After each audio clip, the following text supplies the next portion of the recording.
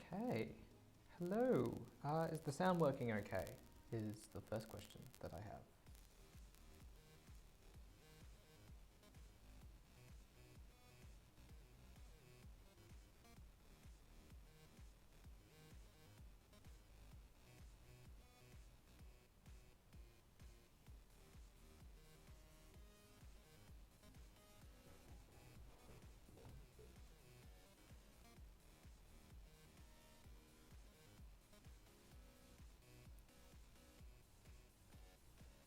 Right, well, I'm just going to start, I'm going to keep talking and we'll see. Hopefully someone will tell me if there's a problem with the sound or if everything's working okay.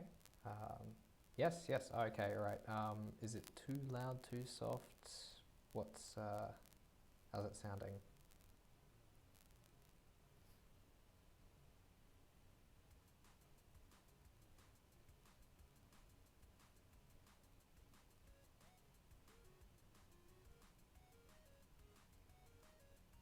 Alright, I'm going to go with it's okay then, just by the general silence over in chat there. It's a cozy crowd that we've got today, which, like, wow, a whole 7 people. I wasn't expecting this many. So, welcome aboard, everyone. Okay, so where were we? We started off in lectures on Wednesday, and that was just a dismal failure. And or at least I ran into a couple unexpected issues, so we cancelled that. We started again earlier today in the lecture, and this is about where we got up to. So let's see what we got here. So we've got our task3 HTML file. Of course, we added in our 2 script tags just here. Maybe a tag quiet? Okay, cool. All right, we'll just push that up a little bit. And actually I might push it up in here as well. Okay, how's that?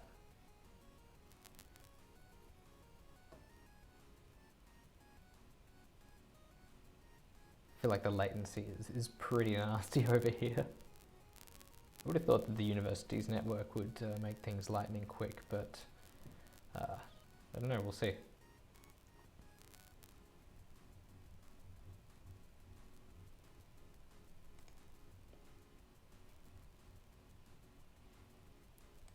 What is the latency if I have it here? Video bitrate.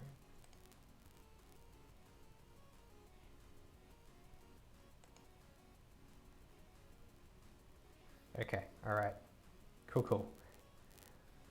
I'll just assume that there's like a solid 10 to 12 second latency going on up in there. All right, okay, so we'll leave the sound there, that's good then. Yes, so, all right, so where did we get to? We added these 2 script tags into the file to begin with. This one here brings in the Vue library, and this one here is our task3 JavaScript file that we're using, which is this JavaScript file over here. We didn't get too far on it. First thing that we did was we added in the div that we used for connecting to our Vue instance. Try as we did on Wednesday, we didn't really have any luck because the body tag on the page, we tried to connect it directly to that and Vue wasn't having a bit of that. So we just added in an extra div around everything so that everything inside this Vue main div can be affected and updated dynamically by Vue. We then had a crack, we just jumped straight into 3.1.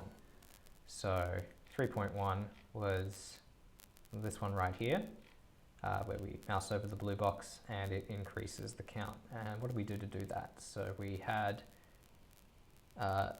this new Vue instance here. I gave it a name, myVue, so that we could change it a little bit later on. And I hooked it up to the main div, this one just here. And once we did that, we added in a couple of data variables. So I've got our mouse count just here, which initially we just set it to 0 and had it counting up, but we changed it around a little bit to a blank string. Yes, use Vue indeed. Yeah, people just like keep posting your questions if you have any questions in the chat there, and I'll keep an eye on that and respond to them as they come up, albeit, as I mentioned earlier, the latency is really nasty, so there might be a solid gap there before I actually respond to your questions, or at least as you're seeing it there. So we had our mouse count variable just here, and we initialized that to 0, but we realized, hey, we wanted the mouse count box to be blank to start with, so I initialized it to a blank string instead. And that worked just fine because JavaScript automatically converts types. So when we tried adding the number 1 to a blank string, it turned it into the string 1. And then when we tried adding 1 again to a string containing 1, JavaScript just goes, oh, well, it's a number, so it adds it, and we end up with 2. So that all worked out nicely for us. I added a reference to that data variable just in here,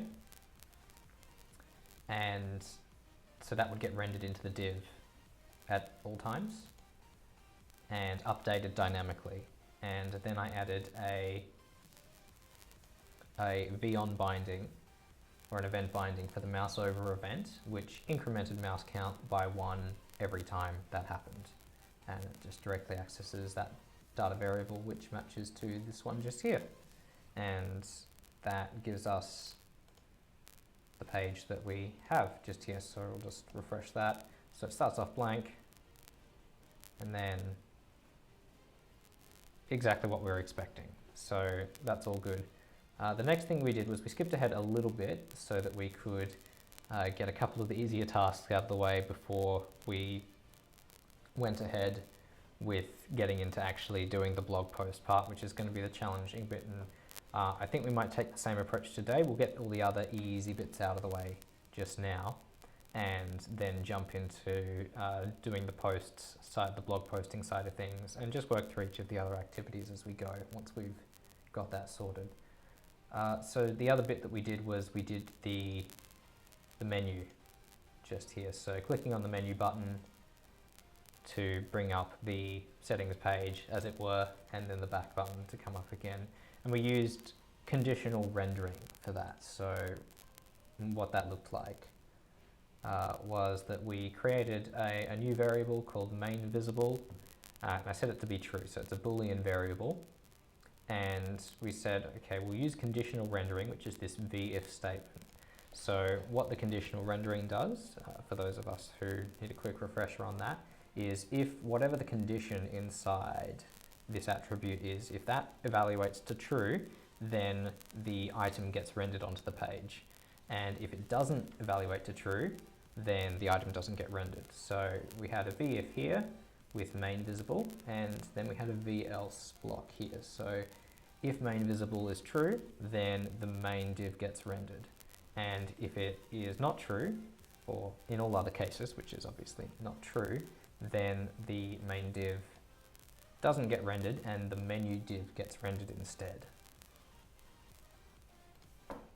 How's that sounding? All good?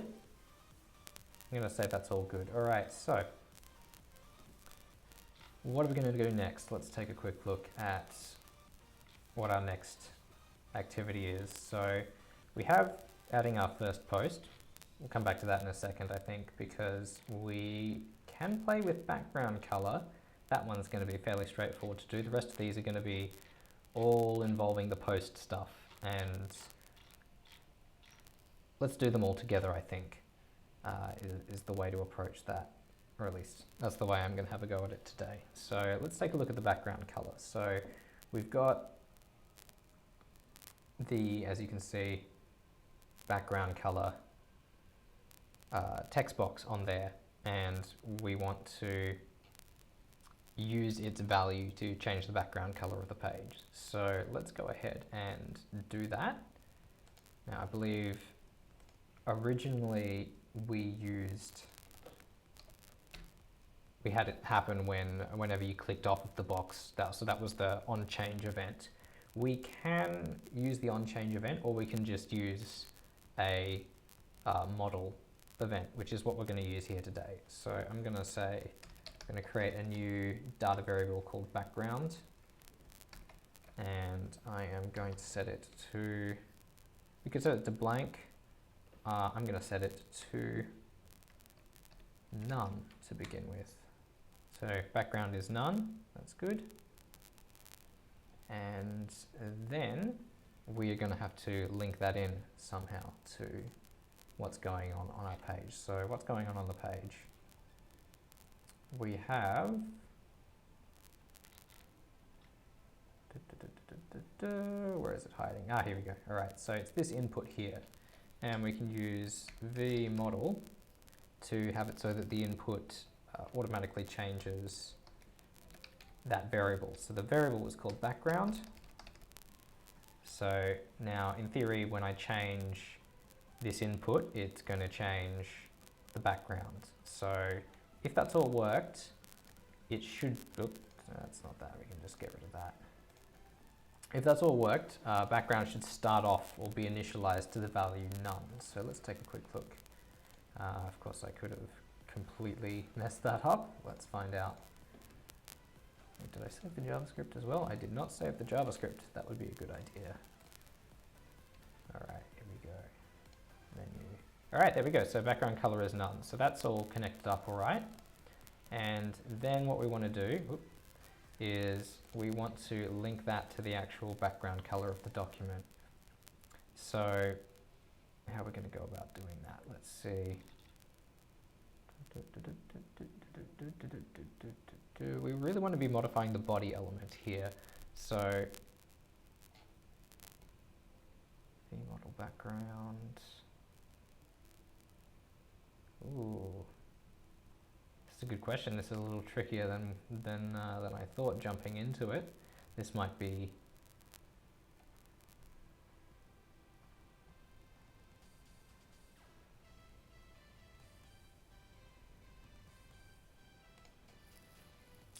I think we can use our change event the same way that we were doing before, and we can use that to directly grab the background element as a view event handler. So I'm going to use v_on, and it was the onChange that we were using. So let's see how we go with that. So v_on_change equals, I'm going to create a separate function for this one, just because the code's going to be a little bit more complicated than what I can just type directly into the page. So we'll call the function change background, something like that. Save that.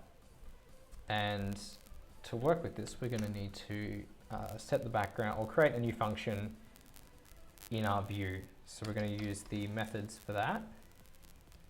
And I can't remember if it's method or methods, so I'm just going to check the API and see what it says. Let's see.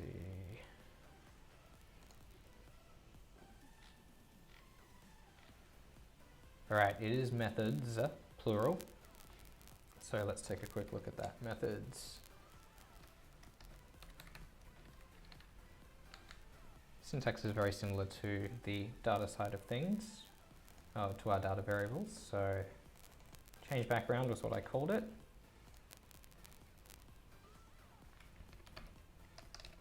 I'm going to create a new function, and that function will have event properties, but we probably won't end up using them. That's all right. So that's going to be our function just there. And what do we want to do? Well, we know that background is at least initialized to none, but whenever we change the text, we want to have it update background to, we want to have it update the page background. So in this case, we can do, so we can mix our regular JavaScript and our Vue code together if we really need to. In this case, I need to modify the body element, and that's outside of my Vue instance. So I'm going to have to access it directly. So document.body.style.background color. All right, so document.body.style.background color equals to, and we can just use background. All right, let's see how we went with this, fingers crossed. So this should actually trigger. So while the variable itself, the background variable, is kept up to date as we go, and in fact we can just We can initialize that to blank even, rather than none if we want to. So while this variable is kept up to date as the page itself, or as the input is modified, this function here, change background, will only trigger on the change event. So still got a little bit of complexity to it, but this is still a lot easier than trying to pull the values directly out of our text box. Well, not that much easier, but easier a little bit. I haven't been looking at the chat for a while. Let's see where we're up to. Silence. Splendid. Okay. Let's see what we got to. All right. So menus there. Now if I try green, and nothing happens. All right, this is where we start having fun. Let's debug this and see what's going on. Reference change. Background's not defined. It's probably not defined because I'm not referencing it properly, because I need to reference the background property of the Vue instance. So in this case, I'll use this.background. Let's try that again, shall we? Fingers crossed.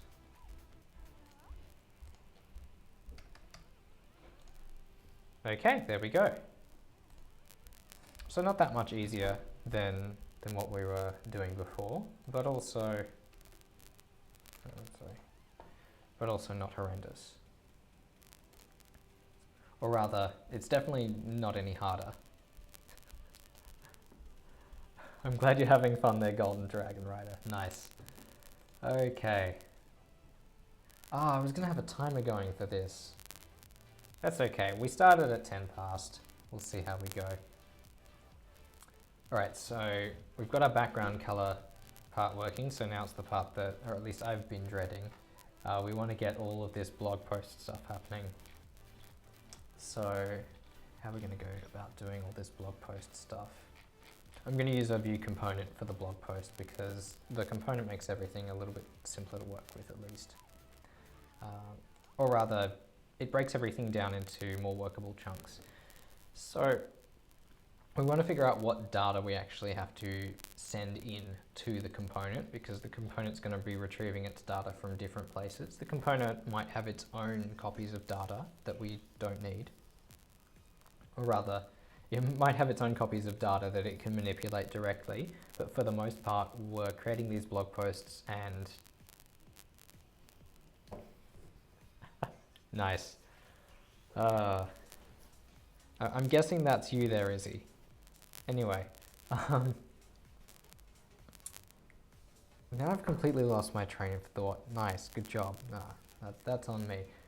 So we want to figure out which bits of data we want to send into the component so that the component can be rendered on the page. So first of all, we want to figure out what the component actually looks like. So we're creating a component to represent a blog post. So we need to figure out what a blog post is actually going to look like in our HTML. In this case, I'm going to write the blog post directly into my HTML, then rip it back out again to see what's going on.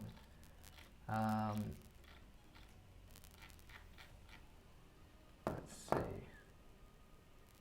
All right, so our blog posts, we're going to go inside our posts div just here.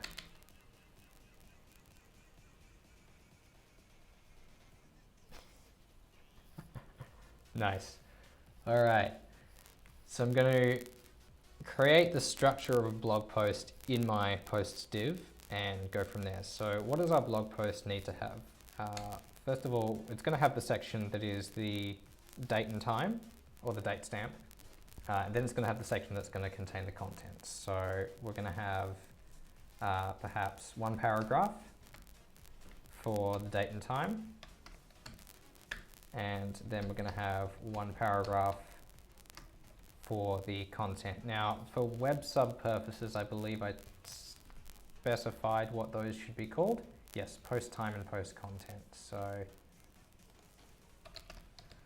class equals post time.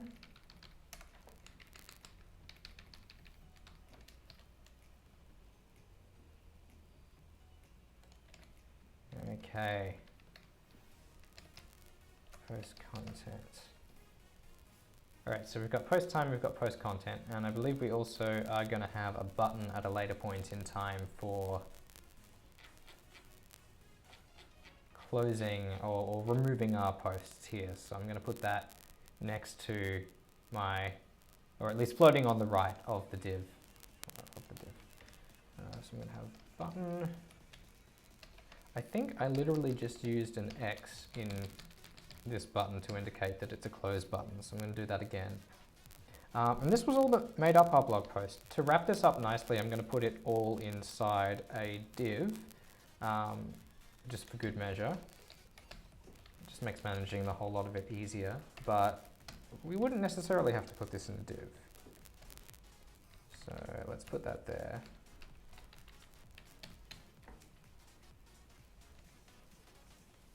All right, now we rip this out of here.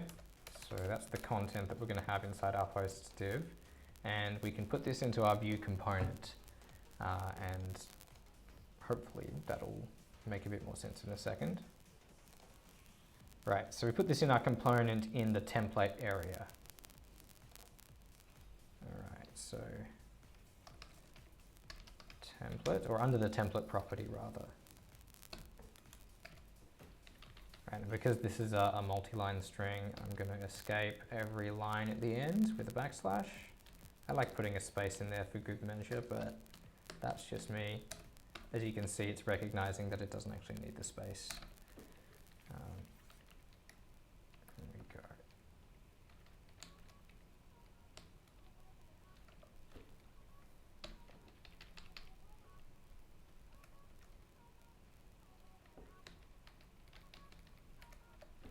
Yeah, that'll do. All right, so that's our template for our blog post.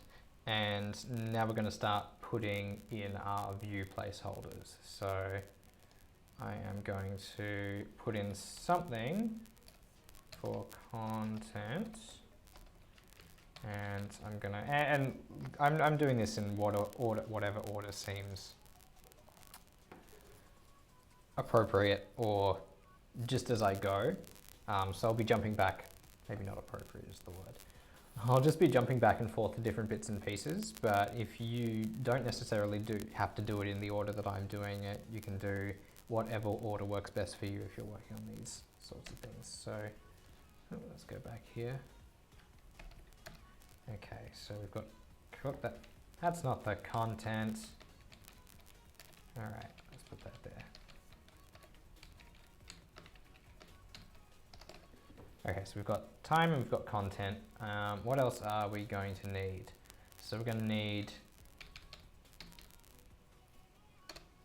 need the style information. So we're going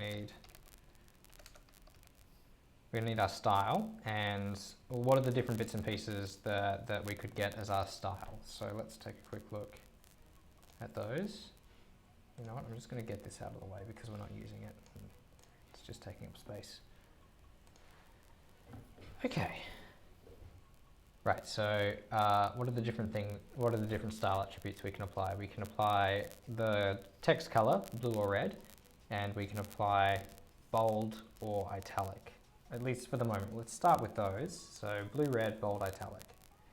All right, so we're going to need a way of specifying the color, and then we're going to need bold and italic as different things, because if we recall, bold is represented by font weight, whereas italic is represented by font style, I think. So, hello, Jagadeep, welcome. Thanks for joining us. So we're just in the middle of writing up our template for what a blog post is going to look like. So we want to also think about the data that we're actually going to need for this. So what I'm going to do is I'm going to, as we're designing our component, I'm going to start designing an object that's going to store all of that data. So I'm just going to put it here like this. So what have we got? We've got the time property, which is going to be initialized to something. I'm just going to initialize it to a blank string for the moment. Content. It's going to be a blank string again. And then what else are we going to have? So we've got time, we've got content. We are going to have our color. We're going to have one called bold. And I'm going to have one called italic.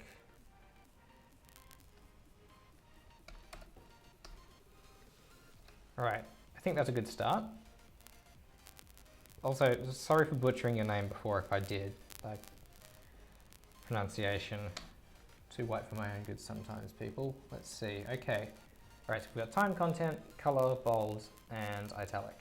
And we'll see how we go with that. So we want to get all of that information into each of our blog posts. And what we can do is we can store all of our blog posts as an array of these sets of details, and we can use our list rendering to create a bunch of these blog posts, each with its own separate set of details. So I could store all of these in a list, for example. So let's just say, for argument's sake, that time is 10, content is hello, color is, we'll say green for the moment, even though green isn't a color that we're going to end up using. Bold is going to be, I think just bold, I believe, is italic is none. So I'm going to set bold text that's not italic and green with the word hello, and my time date is just going to show up as a 10. So what I'm going to do is I'm going to add this to my main Vue instance. And put that in a weird place, and I'm going to call this posts. All right, so now I have an array here, and it contains this one entry to start with. We'll remove this entry later, but just to set everything up for us to begin with.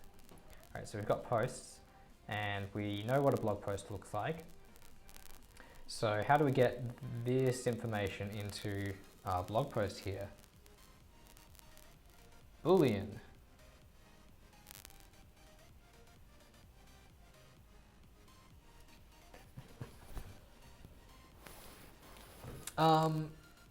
Good question, Boolean. Unfortunately, the latency on this stream is so great that I'm not sure which thing Boolean we're talking about here. We'll wait a second to see. I think you could potentially, if we're talking about bold and italic, we could potentially use Booleans depending on how we want to approach it. I'm thinking a little bit ahead, knowing that I want to manipulate the styles directly. But if we wanted to use classes to, yeah, okay, cool, that's what I thought. Yeah, so if we wanted to use classes to apply bold versus italic versus red versus green, potentially we could use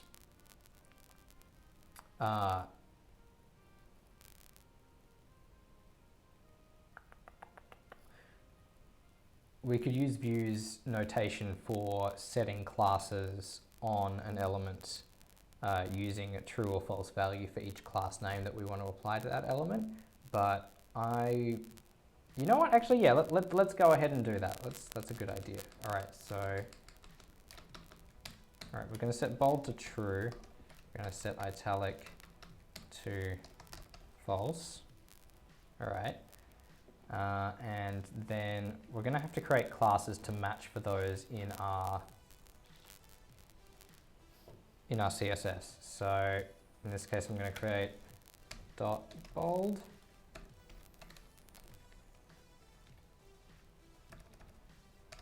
font dash weight bold, and I'm going to create one for italic.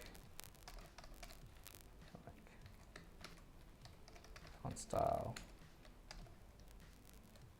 We'll use all the different Vue things today and see what we get. Okay, so we've got bold and italic as two different classes, and we can set classes for them if we want to. So, all right, so we've got all this information, and the question is, how do we get it into one of our blog posts? So we can use the, I believe it's param method to pull data into our blog posts. Let's see, where is it? checks API props. Sorry. All right. So props. I know on Wednesday we started to use props and we were doing individual props for each of the different things, but I was reminded the other day when I was thinking about this that we don't have to use, we can send objects in through our props. So I can send a single item from this post array as an entire object into my props and then access it in the usual manner that you might do so. So all right, I'm just going to create a prop called post data. Actually, that's a terrible name for a prop, post data. That's a little bit better. It has to be listed as a string here. All right, so I have a prop called post data. That should contain this entire object here. So that means that, for example, I can do postdata.time, postdata.content. That's all good, rather than having to pass in individual time, content, and all the different bits and pieces there. So that's all good. There we go. So class is post time and class is post content. Now we also wanted to add, we wanted to format our time correctly, and I believe I had a class set up for that in here somewhere. Here we go, date. So all right, so we've got post time and date, so that should format our date nicely. And there we go. All right. Hello, welcome. Thanks for joining us. All right, where was I? Yes, so we were just adding in, we were in the middle of creating our component there. Let's see, post time. Yeah, sorry, let's try that again. Hello, Yagadish, welcome along. I hope I didn't butcher your name just then. Yes, so we're in the middle of creating our component, and we've just set a couple classes in there, which these two were the web sub classes that we needed. I'm putting them in there anyway, even though we're not running this through web sub, because web sub will just not work with Vue, because we have to explicitly bring the Vue library in. But I've also just added the date class to this paragraph here so that we can set its style according to that style that we've already set up there. I've also created two new styles, one for bold, one for italic, and we'll see those working in just a second. Let's just start with seeing if this post renders up. So I'm going to add a blog post to my document here. All right, so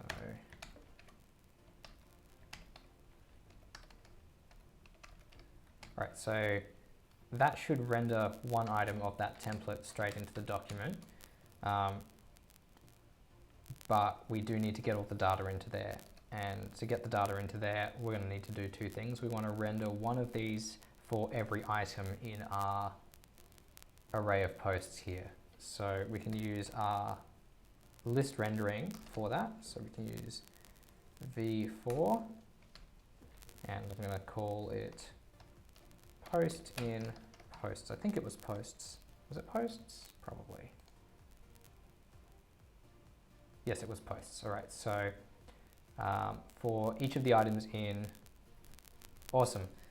All right, so for each of the items in the posts array, we will treat them with the name post, and they'll be accessible for any Vue stuff that we do inside this blog post element that we've just created. In that case, we're going to use a vbind, and we are going to bind, what are we going to do?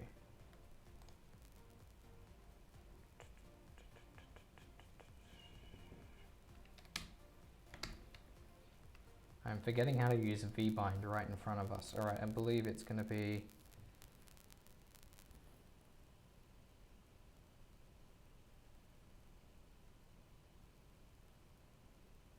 would you ever want, okay, so we've just had a question from, now, I was slightly confused by your comment earlier, so that is you, Ari, there, yes?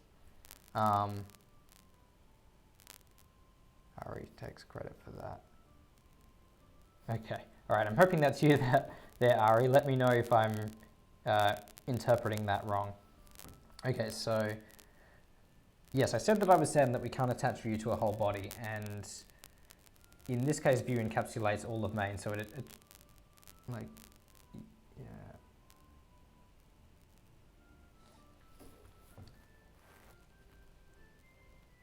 We could certainly try that. Yeah, okay, so yes, at the moment the Vue encapsulates all of main, which is effectively the same thing, albeit I can't directly edit the body element without going back to standard. Thanks for clearing that up, yes. So, frustrating because I can't directly modify the body without flipping back to standard JavaScript to do so. But as far as I'm aware, yes, you could potentially have multiple Vue instances. I haven't tried it, but as far as I'm aware, so we could potentially go ahead and declare a second Vue. In fact, yeah, it is, right?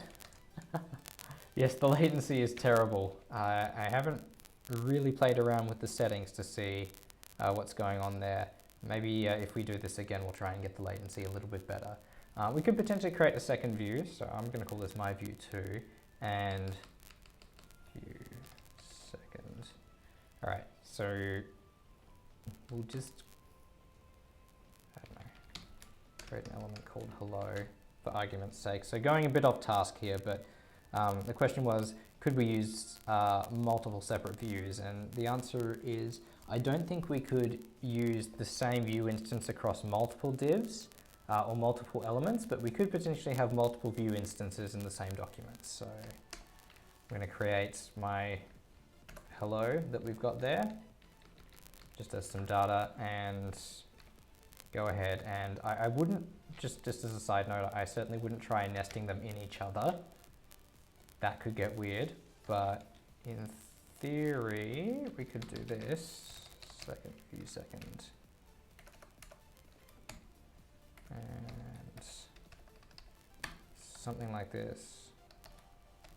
I'm sure it will tell us in some way, shape or form. No, it's fine. Hopefully people are getting something out of all of this, we'll see. And I mean, I'm doing it this way so that we can go off on tangents if we need to. So, all right, well, let's see what happens. Oh. Vue second, hello.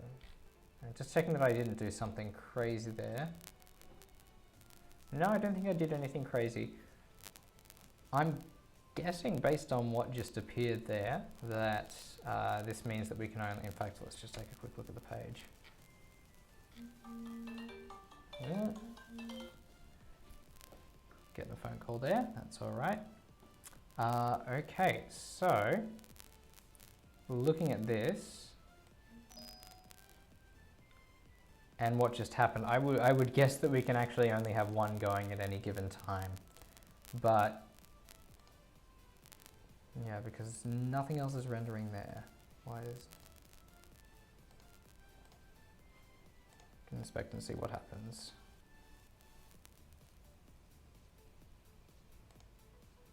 Yeah, everything else has just gone from the page. Huh. All right, that wasn't what I was expecting. I was thinking that we could potentially have multiple different views working side by side, but it looks like we can only have one Vue instance at a time. So that's just not going to fly at all.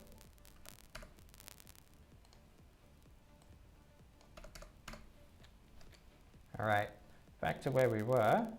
What did we get going here? So we had our blog post, although it might be that things aren't rendering properly. We might come back to that in a little bit. All right, so we're in the middle of creating our blog post. So we were binding the post data attribute, it's this one here. And we were connecting it to the value of an individual blog post. So that's post just here. So posts is going to be, probably shouldn't name them all the same thing. That's going to get confusing. All right.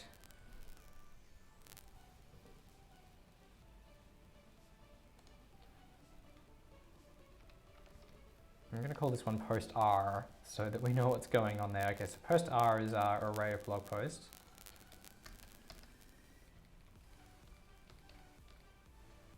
Okay, so for an individual blog post in the post R being our array, so it's going to iterate over the array and it's going to spit out an individual blog post, and that post then gets bound to the post data attribute on blog posts. And post data attribute appears here as this prop, which we can then access. So this entire object becomes available as post data inside our blog post, and then we can access its properties the same way that we normally would when we're just passing an object around in JavaScript. Let's take a quick look and see how badly that's worked out for us. All right, we save those. Post in post error. Div, that's fine. Props post data. Blog dash post. I could be doing my bindings incorrectly.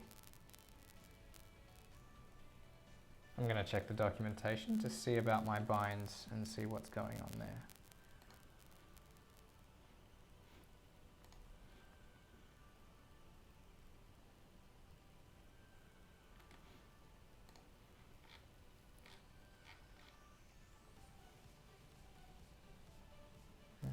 Okay. Right, no, I think we're doing this right. Okay, so the post data property, which maps to this post data property here, should bind to posts, and this should go to every single post in the post array. So now we get to play the debugging game. Let's find out what's going on there. So we've got time, we've got content. For argument's sake, I'm just going to add props post data template is that, that's fine. Did I butcher declaring this blog post, or this component rather? Blog post props. Title template is that.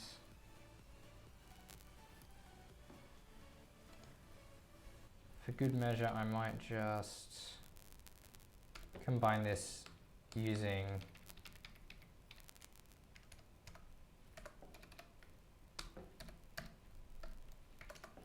stop using multi-line strings and escape sequences and combine them using string addition rather than escape sequences, just for good measure, just in case. I don't know why I'm indenting that way. All right.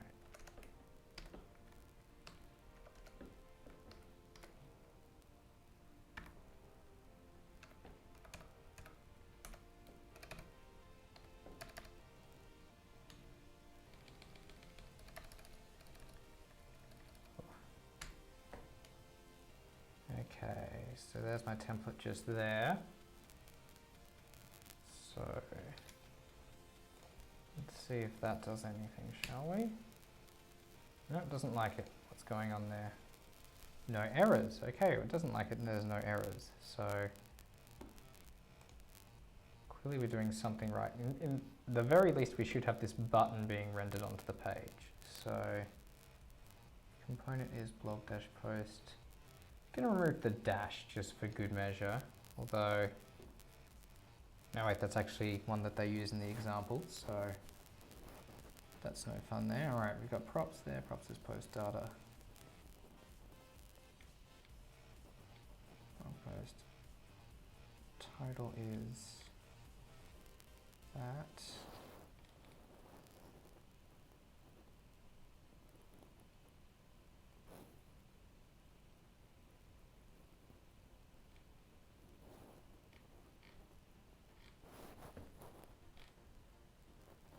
Any ideas from anyone in the chat there?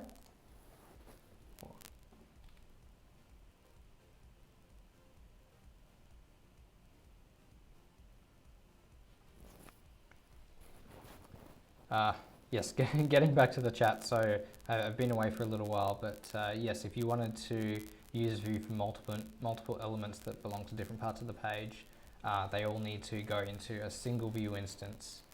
And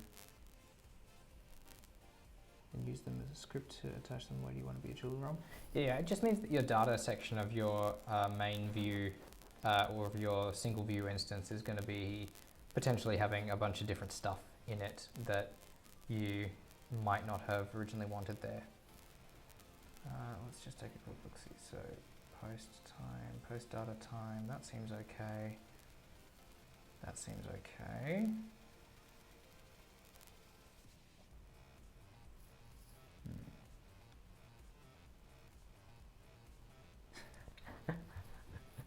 That's a good point. All right. Yes, all right. So we're not quite sure how to deal with this just yet, but we'll keep plugging away and see what we can figure out. So we've got post array there, that's fine. V-bind post data post.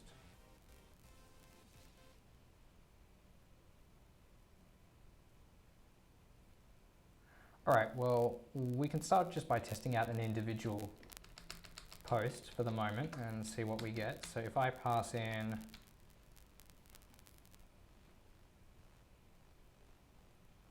let's just start by passing in some basic properties and see what we can get happening. So if I just drop a full copy of this in there and see what we can do.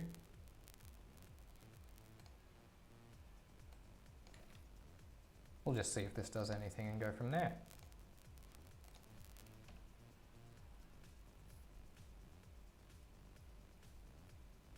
Interesting.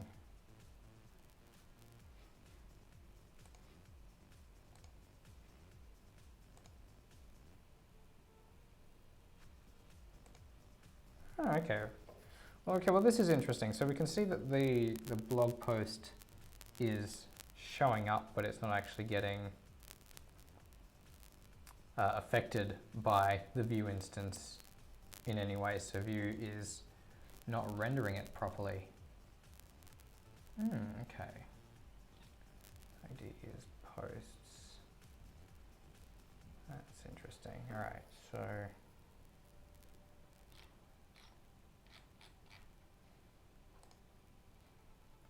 it might help if we declare the component before we actually start the Vue instance. Let's see if that does anything. Vue.components.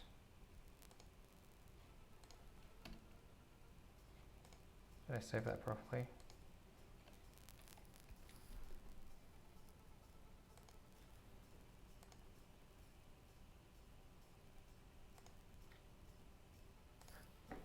Okay, well that's interesting. That's done something different. So what have we got there? Props is post data. Post data.time.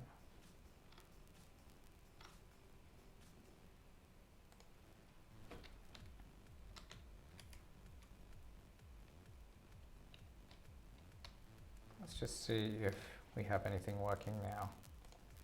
So it is actually picking up something in here, as opposed to before when it wasn't.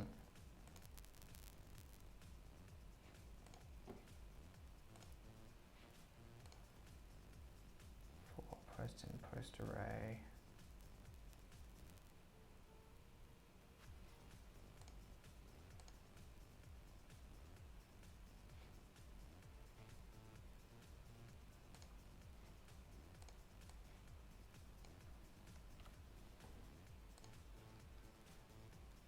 All right, let's just make sure that everything's working from scratch and see how we go. Whoop. So code sharing, maybe we could see and dig around easier than being attached to your, oh, okay, that's a good point, yeah.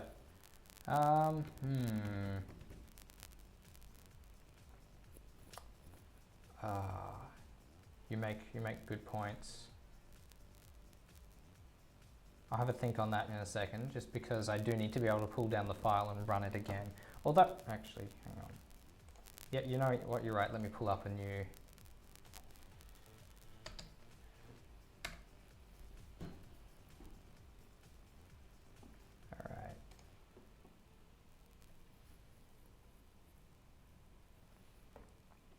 Okay, let's pull up a JS fiddle and see what we've got here. Am I signed into my JS fiddle?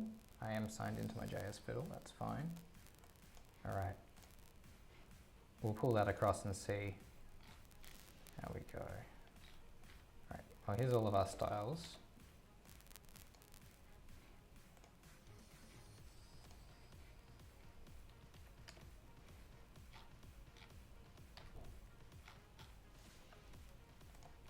That's a bit better.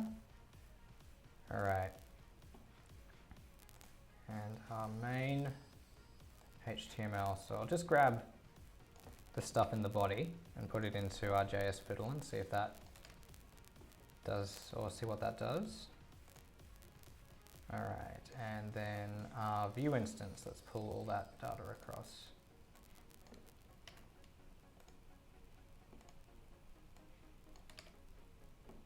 There we go. All right, so let's give that a quick run. Okay, so there's everything there again, albeit mashed in a slightly weird position than what we're used to. That's all working. It does make debugging a bit of a challenge, I will give it that. So if I hop in here, we can see that there's nothing there again.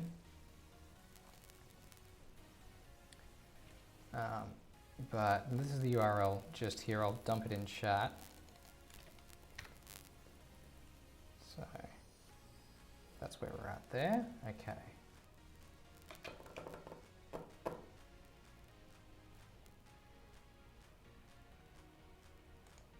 It's probably a good idea to just start by removing all of the references to bits and pieces from our component template. And also our props. In fact, this is all just JavaScript, so I'm just going to comment that line out for the moment. All right, so that's all removed from there. See if we can get anything interesting. Hey, okay, we have a button, so that's rendering now, which is nice. Okay, so I might go back to my text editor though, to be honest, because finding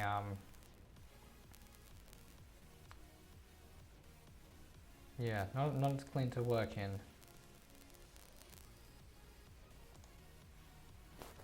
Gonna hop back there for the moment, but screw it, why not? Okay, we'll stay in the JS fiddle for the time being then.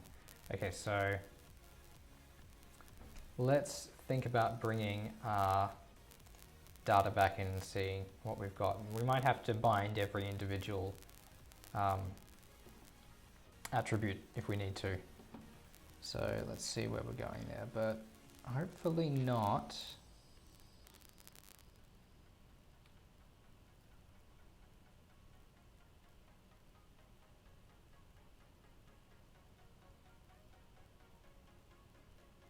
Yeah, why does it not like that?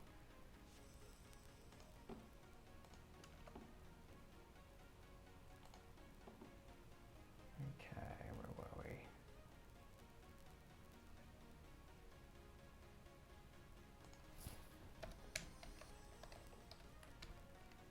It was post data. So we'll try this again. Equals. It might be because I'm using weird names across everything. So let's. I'm just going to call it B post.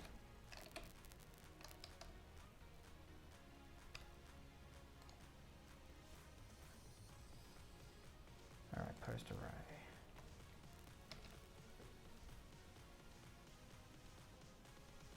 Oh, I'm mixing things up. What have we got here? Okay, post data equals blog post, and then _for equals. All right, let's see how we went with that. Hey, okay, still rendering, not bad. Though we should start bringing in our other data. So let's see what we've got. Dot and time.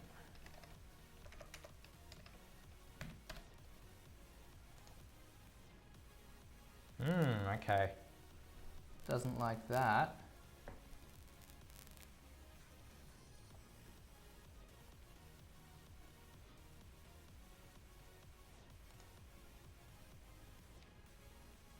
Let's just see what post data is actually coming out as and see if that does anything.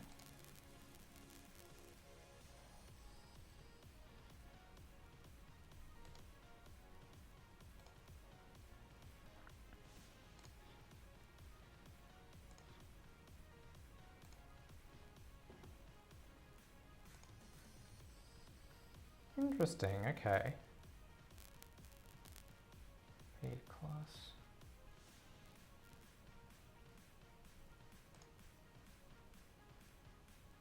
Post data equals.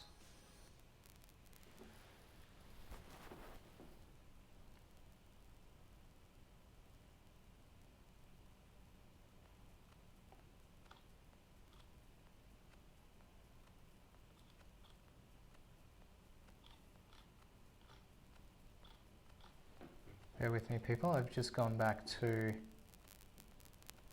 the documentation to see if we can figure out what on earth is going on here.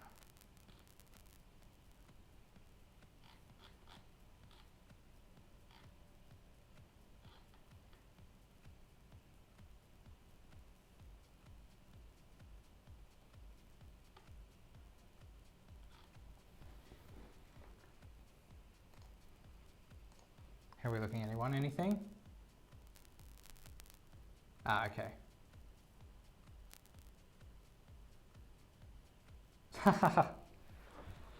Professional scream in my ass. No. Let's see. It's missing the upper bit before the app. Let's see.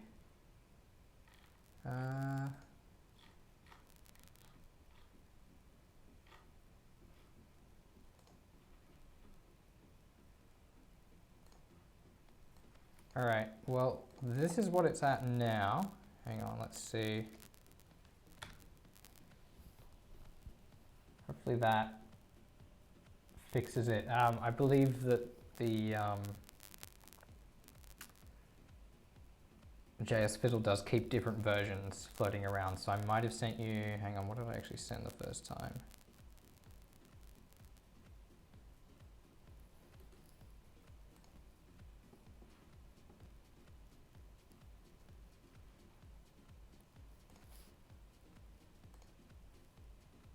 Interesting. Okay, yeah, it's looking at a few different versions of the code running around. So that was the latest version that I just linked you to then. Hopefully that should take care of things. Okay, good. All right. So every time I make changes, I'll just have to send a new link through, unfortunately. All right.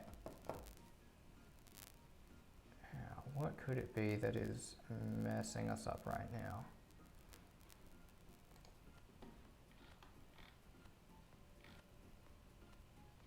Do I have to format it as full JSON? Surely not.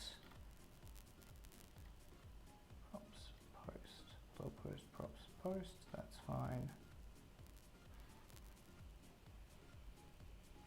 Post data matches post data. Post data is getting passed as an object. But that shouldn't matter. Post is post. So just for anyone who's wondering what, well, for anyone who's just joined, we're stuck in an interesting bug at the moment that we're just trying to work through. I'll link the API page, or rather the page from the Vue guide that I'm working off of right now to try and figure out. I'm going to try doing it without bold and italic.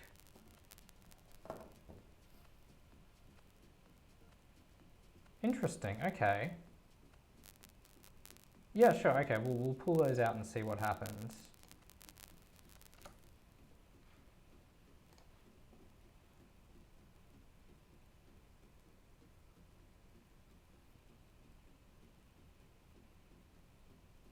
Ah, okay, all right.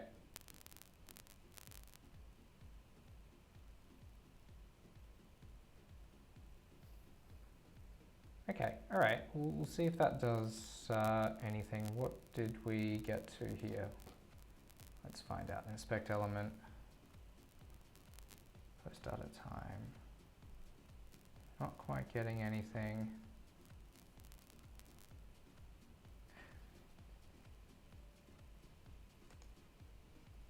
I'm wondering if I have to pass this as JSON rather than as... Nice. All right. I'm going to hop back out of JS Fiddle because the different versions are messing with me a little bit, and also the line numbers. But we can go back to that in a little bit if needed. All right, so we had post data time, post data content. It wasn't having a bar of that. I'm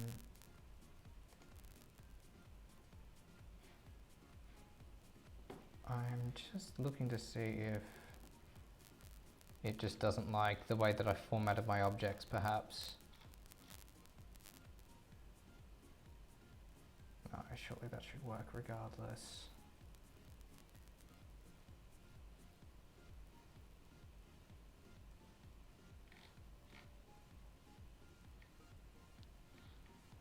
Yada, yada, yada.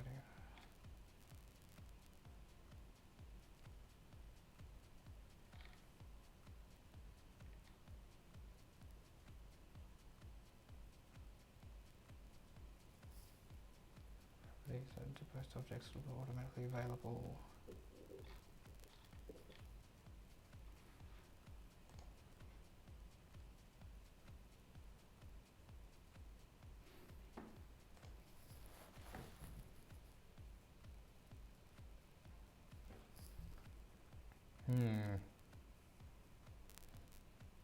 I mean, we can always just pass each of the values through. I might just resort to doing that for the moment because it's really doesn't want to accept my prop that I'm passing through. Although, I don't know, if anyone can see anything in the docs that I'm missing, then by all means let me know and we'll try and get that happening. No, that looks fine, that looks fine.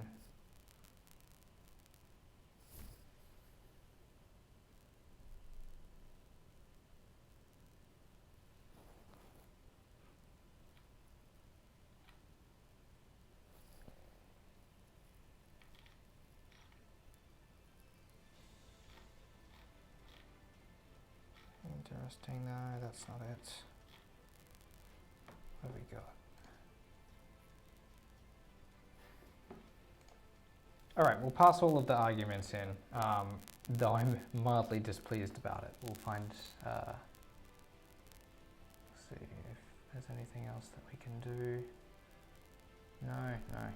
All right, okay.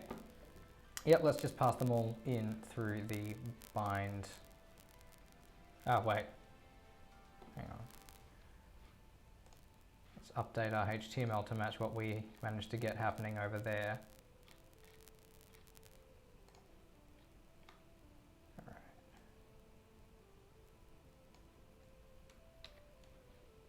Post in there. Where are we? Okay, so that's post array there. We set that, that's good.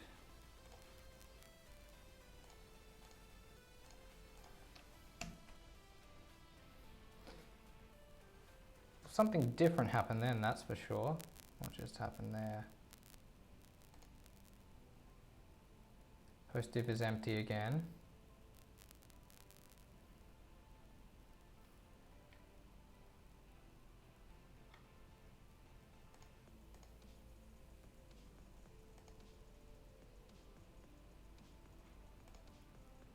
Accidentally delete the end of something.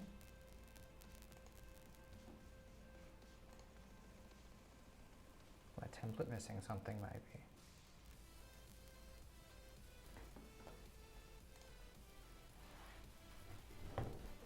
Okay, all right. So we're having a fun time just breaking everything in general, it would seem.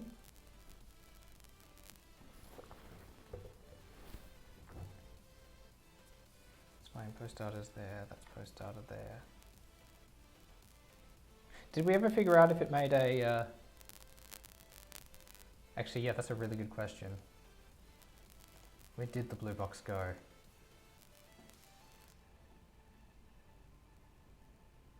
It's still supposed to be there. Interesting.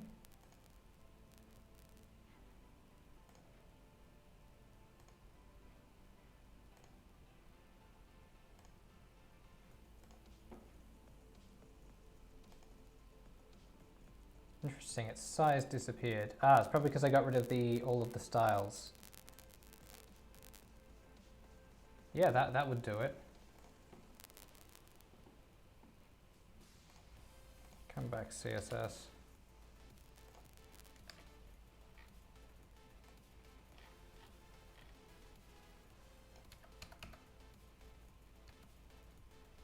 Duh. All right. Okay.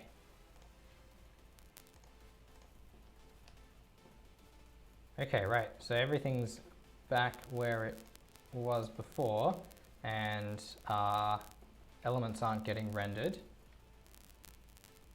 Post in, post R, that's okay.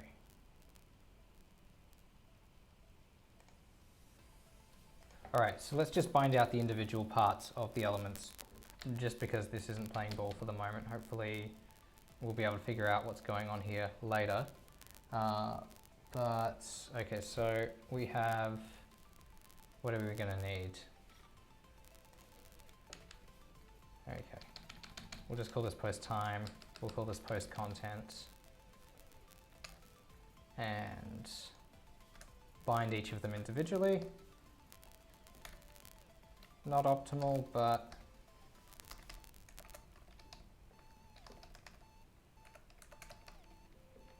let's see how we go.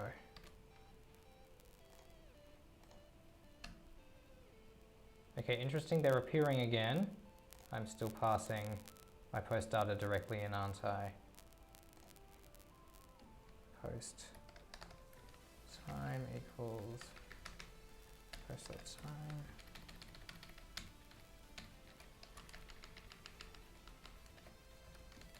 Yeah, so the documentation says that you can just pass the entire thing straight through as an object, which would be ideal, but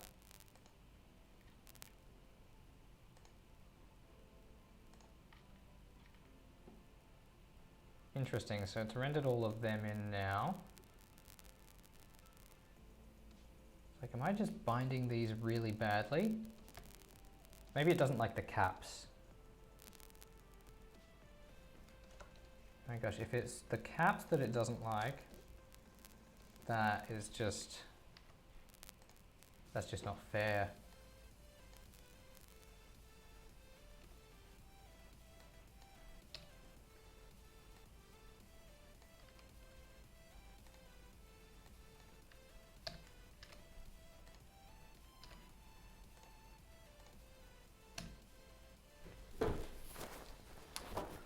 Okay.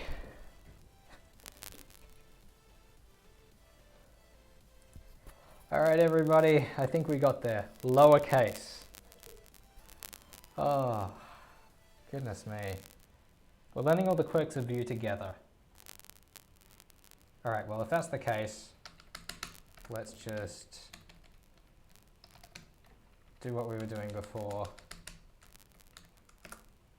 and pass the entire darn thing in. All right.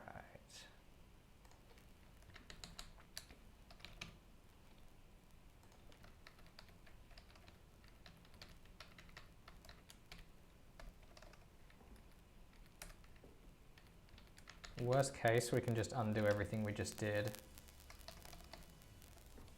and go back to making it work. I know. Oh. Hey. All right. Oh, hey, Dylan. Nice to see you here.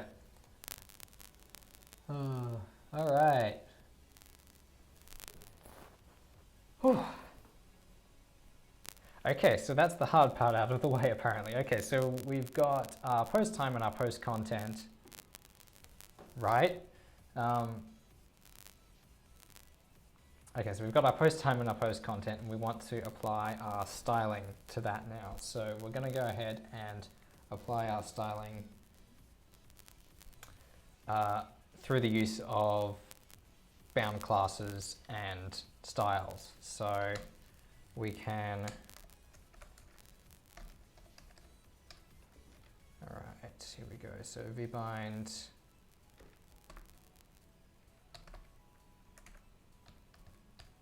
class equals. All right, so we can pass an object in. Okay, gets auto-converted to kebab case. Yeah, I'm always a little bit cautious with kebab case, just in general. So kebab case is like what you see here with post-dash content and post-dash time, where we use dashes between everything. But it's always a bit tricky because when you're jumping between, for example, JavaScript and your HTML, JavaScript, of course, can't support kebab case because it gets converted into a minus sign, and then you're subtracting a variable from another variable. So yeah, I'm always a little bit weary of that, or wary of that. But okay, this seems to have sorted itself out now that we've figured that one out. We've just gone all lowercase. So I'm using the vbind attribute and applying it to the classes, and I can send an object into that. The object that I'm declaring is just a set of key value pairs, and the keys map to the class names, and the values are true or false as to whether those classes are set or not. We can combine that with this class attribute here. So you're going to have post content regardless, but then I can also add in new classes, and that, at least according to the documentation, should work fine. So we'll see how we go with that. So the class name that we want to, so we have two classes. We have the bold class and the italic class, and we want to set them based on whether bold and italic are true or false. So bold and post data dot bold. Okay, and can't remember if this needs to be encapsulated in quotes or not, but let's, we'll just see what happens. And if it does, it does. And italic. All right, so that should set the bold and italic classes directly on the paragraph.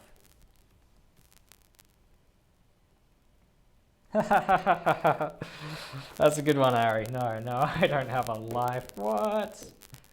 No, I was saying earlier to John, actually my fiance is working late tonight, so and she's my lift home, so I do have a bit of extra time disposable because her work schedule requires her to work a little bit later tonight. So this worked out okay. Let's see if we get anything. Okay, so we have a bold hello now, which is nice. What else do we need? Now we wanted this button here to float on the right, so I'm going to apply the right float style to it in the usual way. That should look a little bit nicer once we've done that. Hey, that looks a bit more like the example that we had. All right, so that's that. We also wanted to set the style, the color style. So v-bind, rather we wanted, yeah. So we're going to bind the style. Again, it's a special type of attribute, just like the class. We can pass an object into this, except this time the object is a set of key value pairs where instead of being true false values, you know, I'm going to clear up some spaces in here for good measure. Instead of being true false values, they can be style properties and then the matching properties that we have. So color is going to be, what is it, post data dot color. I mean, that all said, me having a life, what are you all doing here? That's probably why there's only like 15 of you on here at the moment, in which case I appreciate that you're here, thank you. Okay, let's see if we've got our color. So I think I set the color to green in the example one. There we go, yep, that's coming up nice and green. All right, so we've got color is all working. That's nice. We've got bold and italic working. So whatever is set in our post array is going to be what renders onto the page. So let's check that this actually works for multiple items in this post array. So I'm going to add a second item in here. In fact, I'm just going to, there we go. All right. So I'm going to add a second item in here. Sure, it can be this. We'll change it to something else. Let's see what we've got. All right, cool. So that's rendering. There was 20 for a few moments a while ago. Good point. Yeah, I think there might be a bot dropping in and out briefly, but you guys, you're too kind. All right. Or at least there's meant to be a bot dropping in and out. I don't know if the music's working at all, but actually, is the music working at all? Yeah. I don't know if the music's working, but there's meant to be a bot dropping in and pointing out what tracks are playing, but who knows? All right, okay, so we've got, so whatever this post array is going to contain is going to spit out the appropriate number of posts onto the page. And we can make sure that we can add posts to that array. That's fine. So there are a couple more bits that we had to get everything working here. There was the replying to a post over here. There was repeating posts with this numeric box here. So let's start with repeating posts and then see where we go from there.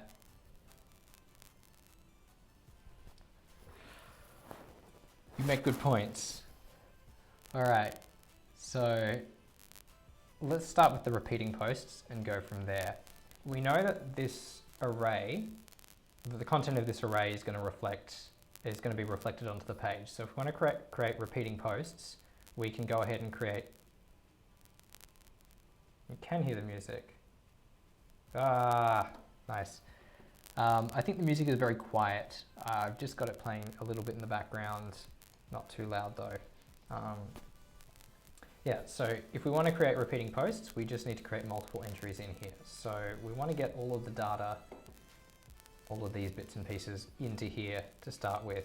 So let's figure out how to go ahead and do that. And we can use the same approach we used before, which was the, pardon me, model, v-model to link our inputs directly to our view. So I'm going to add some extra inputs here. So first of all, I'm going to add the color. And we're going to just set it to black by default. And then I'm also going to add for bold, which will be false by default. And then italic, which again will be false by default. And what else are we missing? That was the content, of course. Let's add those in there. Time, which will, time happens automatically. We don't need to worry about that. Right, I am using, yes, so with the music it comes from a royalty-free source. I'm using something called Pretzel. Did a bit of quick Googling before I started this up. All right, so the time will be generated when we actually create the post. We probably don't need that, but we do need to get the content from somewhere. So content is going to be, although we could potentially use a computed property for the time. We'll see. Content is going to be initialized to blank or whatever we want the default content on the page to be, which I think was type your text here. So I'll set it to type your text here for good measure. Content's going to be type your text here, okay. All right, so then let's use v-model to link all of those together. So where are we? Quantity. Okay, so we'll start with color v-model equals color. So that will link these two radio buttons to the color variable. And then our checkboxes, we had, in this case I used the values of bold and italic, but I could use true and, so value equals, well actually come to think of it, doesn't really matter what the value is that I set here, because when I use v-model it takes whatever value that Vue sets on it, so we could use true or false, and that should be fine. So,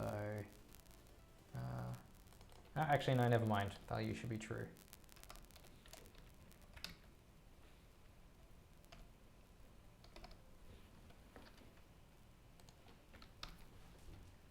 We'll figure this one out. Let's see, so this one was bold, this one was italic.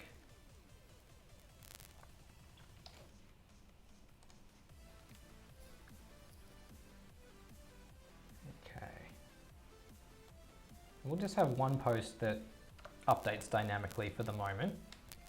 So, post array, that's fine. We'll just leave the time as 10 for the moment. We'll come back to that in a sec. Content is going to be content.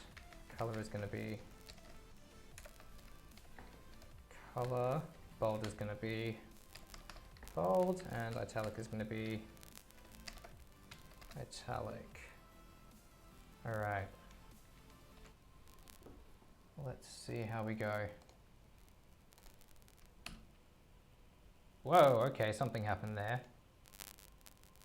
Bold is going to be bold, italic is going to be italic. Reference area error, color is not defined. Did we set it? Color is black, it's just defined there.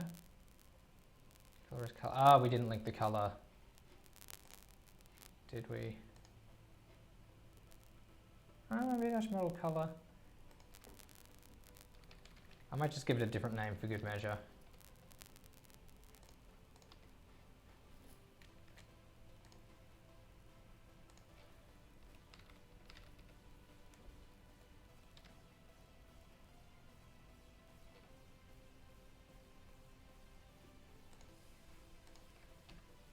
It might also not like it because blue and red are the only options that our radio buttons have. So we'll see if that sets there. 2153.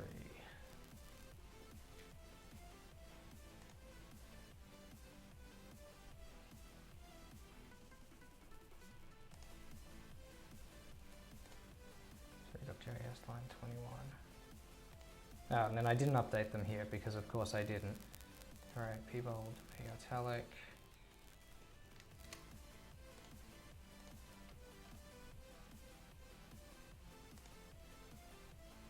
The color is not defined. It really doesn't like that today, does it? V-model. What am I doing wrong, people?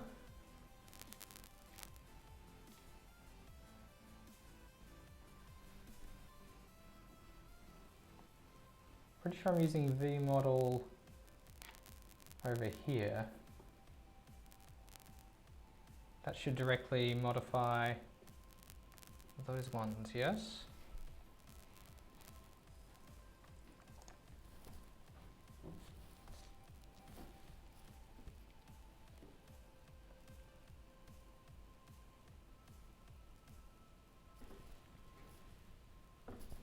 All right. People, I hate to do this. I bet a lecturer has never really done this on you before, at least not in a lecture, but probably not in a live stream, albeit we have been going for a little while. So I need to pee. I'm going to come right back. See you in 5.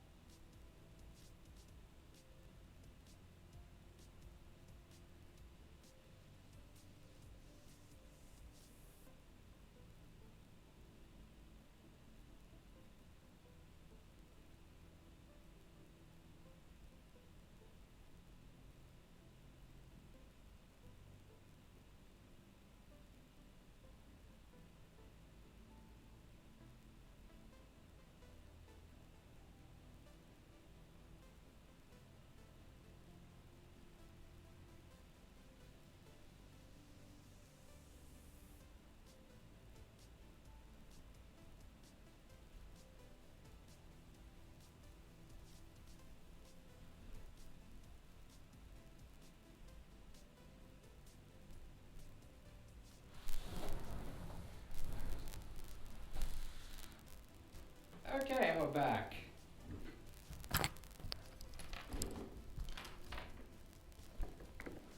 All right. Okay, so 5 might have been a bit generous, which is the opposite of where we've been going with everything else. Let's see where we're up to. So, p-bold, p-color, that seems fine, that seems fine. Well, these should all be fine.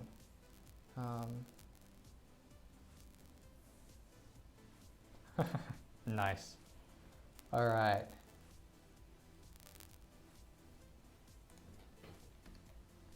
Let's just hard refresh the page for good measure. All right.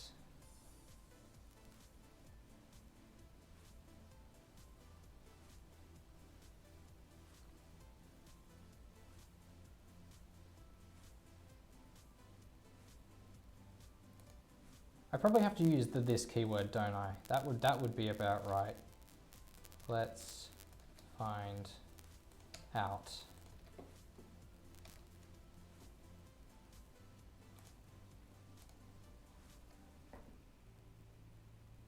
Interesting. Okay.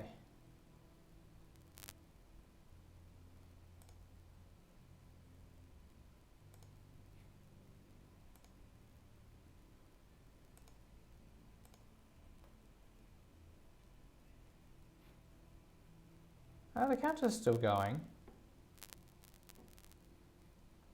Oh, right, because you're still seeing the squiggly brackets on screen. So I think that was just something breaking in. Okay, so the question was, what change broke the counter? And the answer was something broke Vue in general, and that's why we were having some issues. So let's just quickly see what object window is post content object window. All right, so this dot content, probably content is a keyword, so let's use that instead. And where's our text box? Our text box is hiding somewhere on this darn page. All right, I should actually declare it. That would be useful.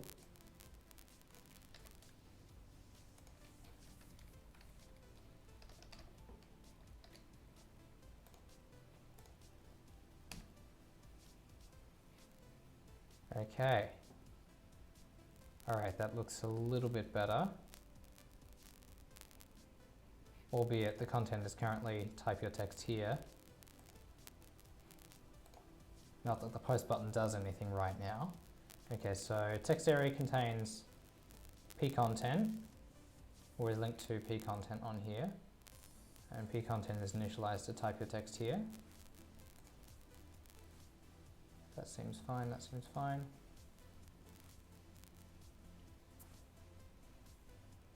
And now normally we would need to use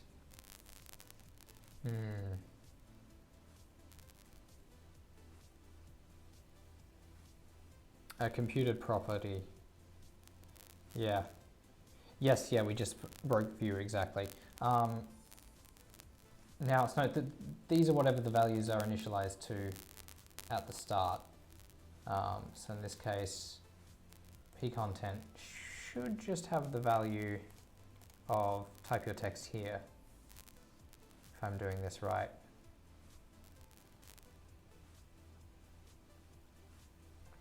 Either way, all of this data needs to come in when we...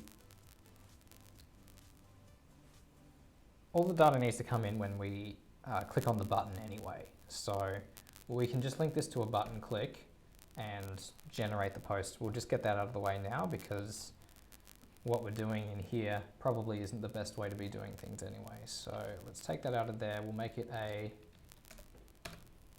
or at least isn't how it's actually going to end up working at the end. So even though we were using it as a placeholder, now's probably a good time to link it in. So we will create a function called doPost.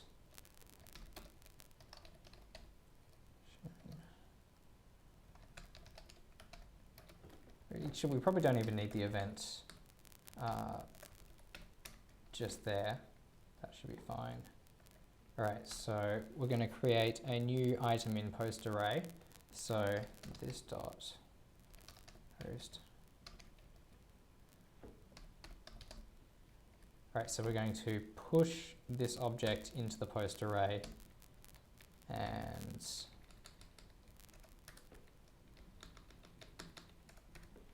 there we go.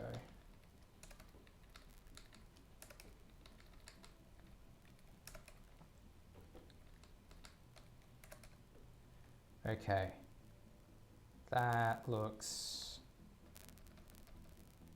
a little bit better.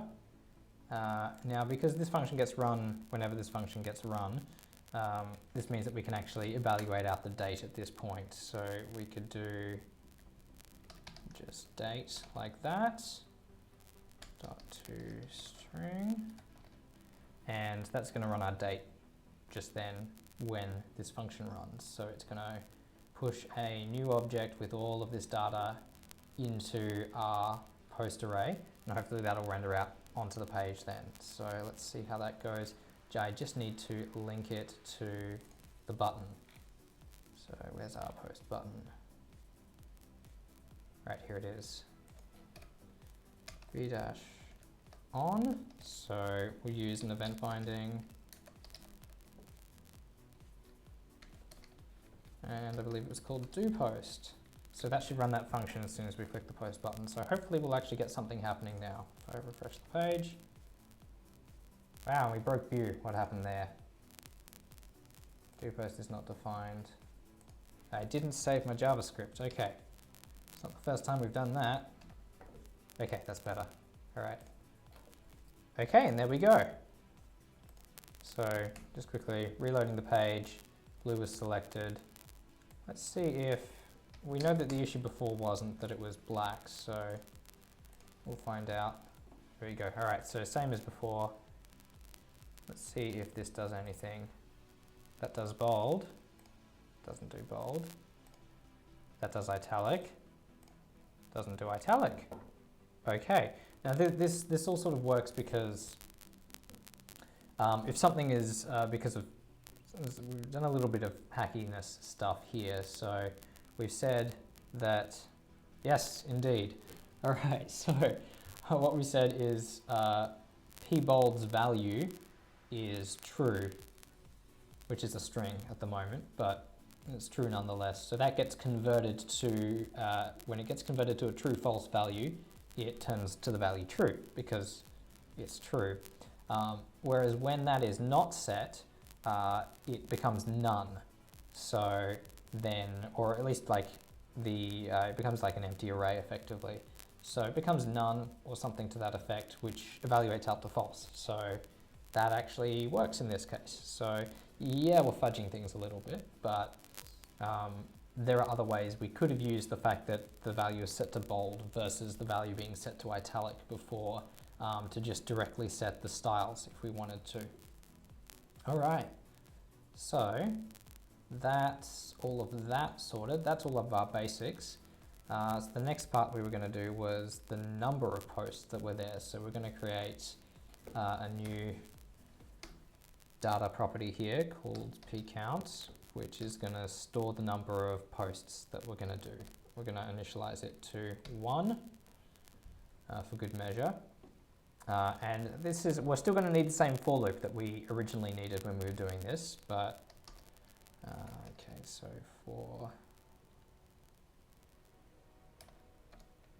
but this time we just need to do it for the number of counts. So there I equals 0, I is less than p. Oh, now I'll need to use this dot pcount because it's the pcount relative to this Vue instance.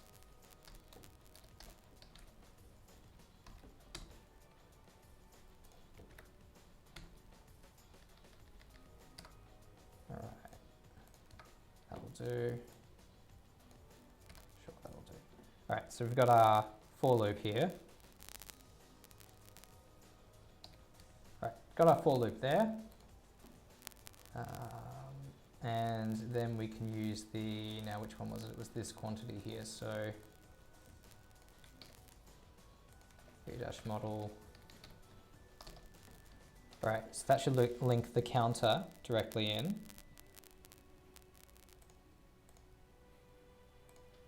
Refresh the page. Yep, broke something again.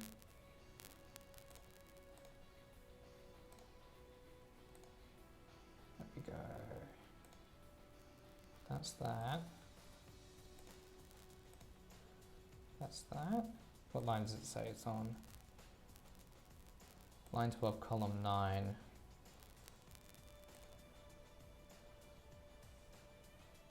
Seems okay. Wow, semicolon, what are we thinking? All right. Yes, it's horrendous and it can cause a lot of problems. They call it truthiness. So the concept of truthiness in JavaScript is where things are approximately true or false, so they get treated as true or false. And yes, it can be quite nasty at times, but it can also be very useful. So, all right, so the counter is initialized to 1, and if I make the post, that's fine. We can type my text here. Fingers crossed. Sure, that works. Okay, all right. There we go. All right, so now we've got a bunch of our blog posts. So let's take a look at maybe our slider over here. So the slider is, what have we got here? Right. The range value's minimum value is 1 and it's currently set to 1. Let's set the max to 10 for good measure. So at most we can display 10 posts, why not? Set the value to 10 to begin with, so it's going to go between 1 and 10, and we're going to hook that up. So at the moment, let's do this numdisp. Sure, that works. Okay.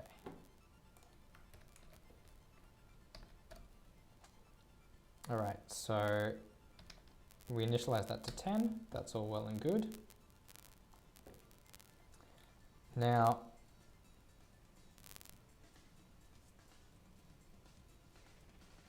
do we take the easy way out today? So Vue makes this quite, a lot of you, it didn't really matter, at least as far as WebSub was concerned, it would only check things when you clicked the post button, but it would set the slider and then check that everything was okay, and then it would click the post button and then it would check that the number had changed. Vue makes it really easy for us to add the behavior that is changing dynamically as you change the slider, which many of you implemented because it was a much more sensible thing to do.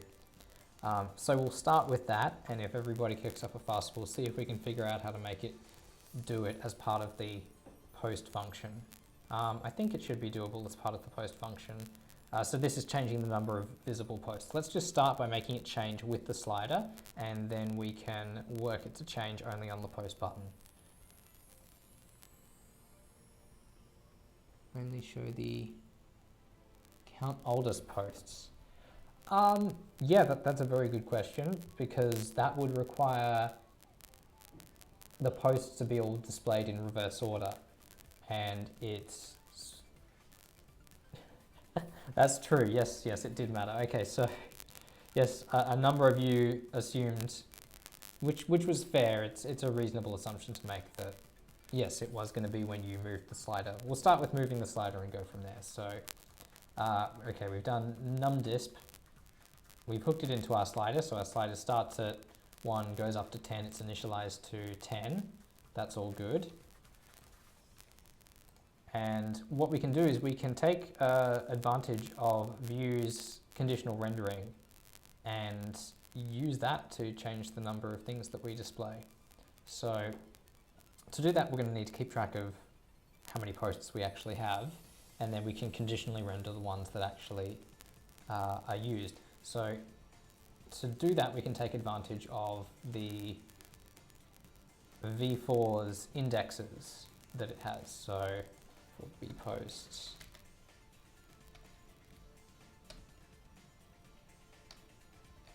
p-index, Right, so,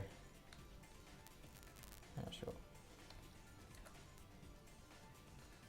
Sure, blog post, blog index, that works. Okay, so post an index, and we're going to bind index in as well for good measure. So what this does is it's going to allow us to set the index of a given blog post, and then we can choose whether to display the blog post depending on the index. Actually, do we even need that? Yeah, actually no, we don't even need to bind it in. We can just conditionally render it directly. So if, remember, because our VIF can do any Java, any expressions. So if the index is less than, so index starting at 0, of course, because it's an array index. So if the index is going to be less than our, and actually I wonder how this works in our HTML, whether it just breaks everything having a less than sign. No, it shouldn't, it should be fine. All right, so if our index is less than the value of the counter, pnumdisp, we can display it. And if not, then that should be it. So that should be it. That was a very minor change to make, and fingers crossed. All right. Okay, so I note that the slider has gone straight up to 10, which is nice. Let's put the slider down to, that's 2, I believe. So first post. All right, second post. Ah, interesting. Okay, well, we have it set to 2, so that's all good. Third post, let's see what happens. Nothing happens. Now I've added a bunch of posts, but if I slide that up, okay. All right, well that's that. Do we want to do it the way that WebSub was requesting, or do we want to leave it at that?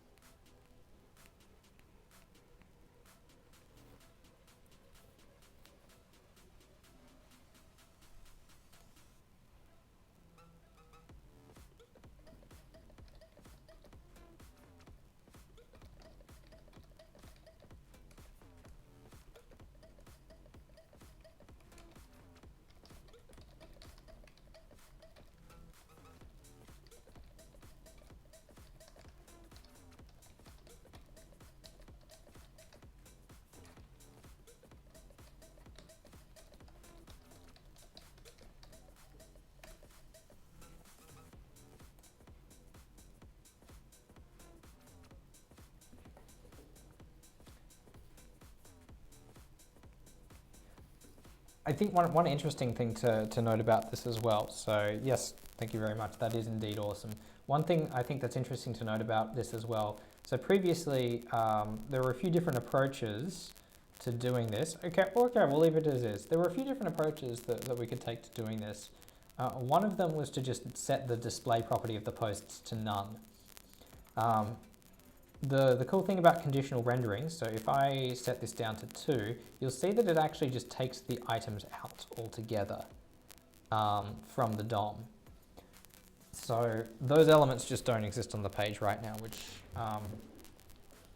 which is nice, rather than having just hidden elements that are still there in the HTML, or they're still there in the DOM, which means if they have events and things tied to them, they're still going to have those events attached to them. But yeah, they're still going to have the events and things attached to them, but when we use conditional rendering, it takes them out of the DOM altogether and unbinds the event, which means that things can potentially run a little bit nicer.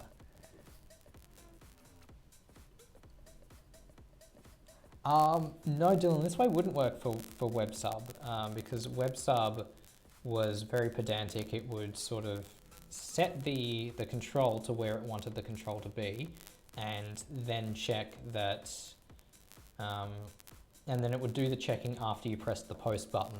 So, actually no, it wouldn't set the, so the problem with WebSub was that it wouldn't set the control. It would trigger the post button, right?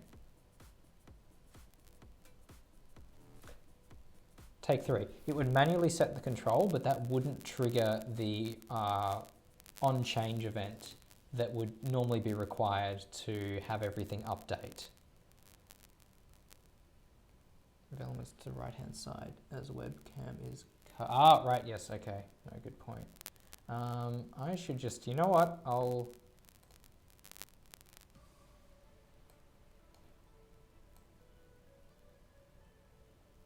myself. We don't need that anyway, do we?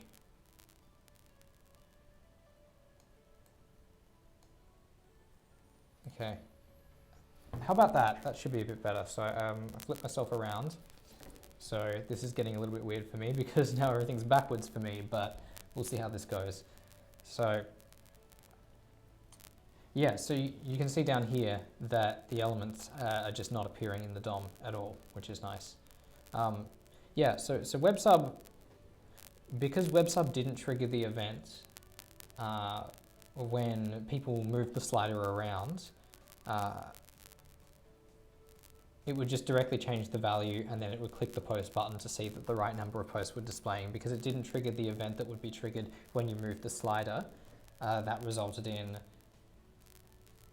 it not displaying the correct output. But doing it this way is the more sensible way, and that's something that if we use this Prac again in future, we'll definitely factor that into the web sub. Yeah. Right. Where were we? Okay, so we just got that bit going. That's nice, that's nice, that's nice. So we need to get this drop-down reply list going, and we also need to get the removal of posts happening. And I think that's everything. That's everything, right? Yeah, I think that was everything. All right, we'll see how we go. So, choosing a post to reply to. So we're going to need an entry for every single item in this drop-down. Let's just try rendering those directly into the page and see how we go. So select, choose an option to reply to. We can use our, what's up for Monday's lecture? Oh, Monday's lecture. What are we doing in Monday's lecture? Let me check my plan.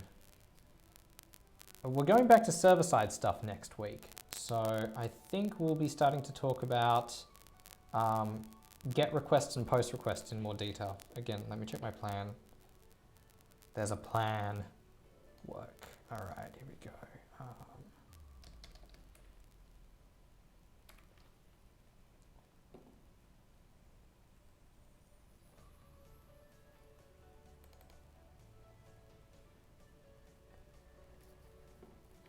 Okay, JavaScript.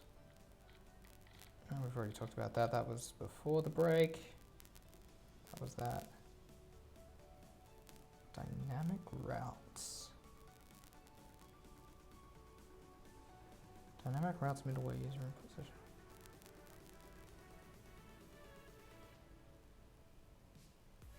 Interesting. So I think I'll need to give that a little bit more of a review of the notes that I have here, but what I've got down there is just looking at routes again in more detail and seeing what else we can do with them and how we can... Yeah, I feel you on that, Ari. Yeah. All right, so we'll be looking at routes next week and server-side stuff and all of that stuff. Yeah, all right. Let's get back to this and get it sorted because we're almost done. So I'm going to use our list rendering to put the details in here. Now I believe, let's take a quick look at the description. So, right, so it actually has the content of the post in here, which it's probably a bit of a hacky way to do it, but that's what the activity asks us to do, so we're gonna roll with that. Okay, so option, we're gonna use our list rendering again, so v4 equals, and we can do the same thing that we were doing in our object here, so we can access the content of our view instance, which at the moment, sorry, the content of each of the array items. So it's going to be post r.pcontent. Wait, no, post r.content, post r.content. v4. Again, we're going to need the same thing that we had before here. Where did we hide it?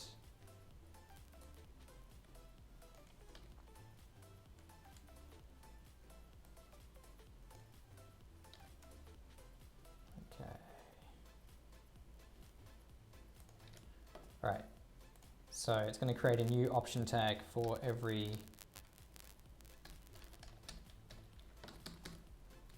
item, for every post that we have, and we are going to go ahead and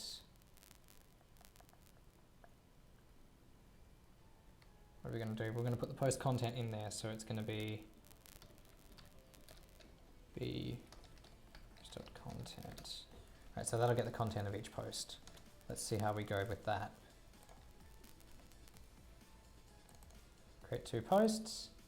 There they are, just there. Create a third post. There it is, just there. All right, so we've got our replies showing up in the list. So we took a while to get started, but now that we've sort of figured out how each of our blog posts are going to be structured and the data that we need for them, the rest of it's coming together pretty quickly. So took a while there, but we're bringing it together now, which is nice. So, all right, so those are our posts there. And what do we want to do? So we want it to have it so that when we click on a post, that the value of the post is going to, or at least it's going to insert it at the location underneath. Wow, okay, that's going to be fun to do. It's going to insert it underneath the one that we select and then indent it a little bit. So let's see how that works, shall we? Well, indent it that way a little bit. Right.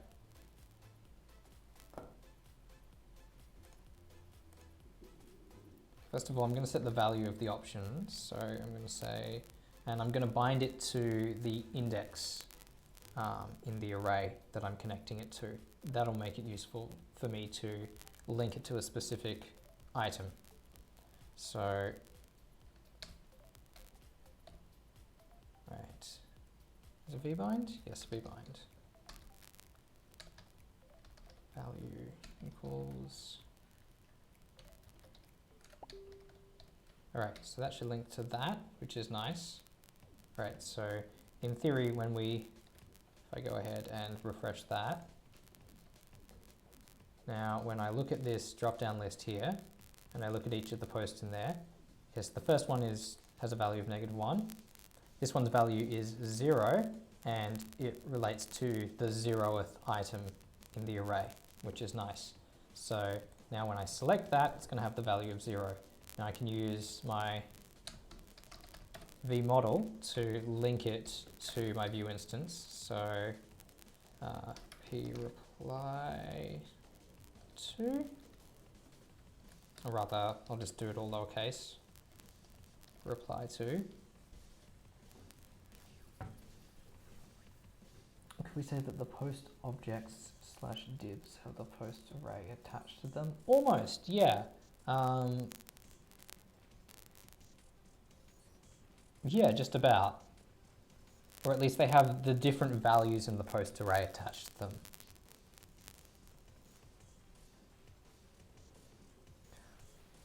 Okay, could we say that the post objects / divs have a post array attached? Okay, all right, so we could, ooh, interesting, I like what you're thinking there.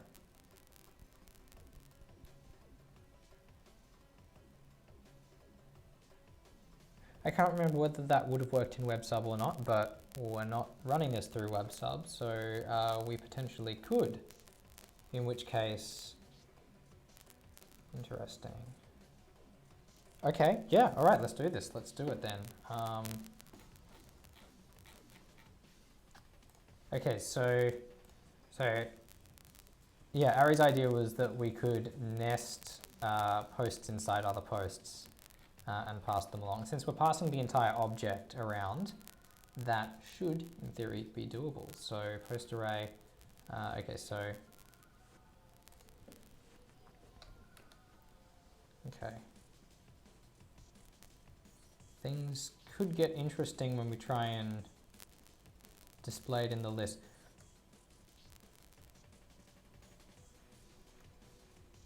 Oh, how is this going to work? Things could get interesting with the drop-down box, is the only thing. Then we'd have to iterate over the entire set in order to make the drop-down box display children properly. I'm going to go with, that's going to be a little bit more work maybe, but I like where your head's at. We could definitely have a play with something like that if it wasn't linked to so many different things. And in fact, in the practical exercise, which given the fact that it's 8 o'clock, might be coming later tonight rather than sooner, but in the practical exercise, one of the activities that you'll have will be to create nested items like what we were just discussing.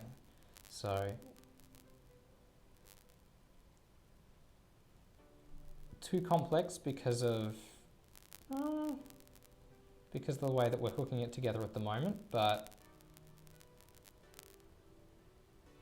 maybe less. Ooh.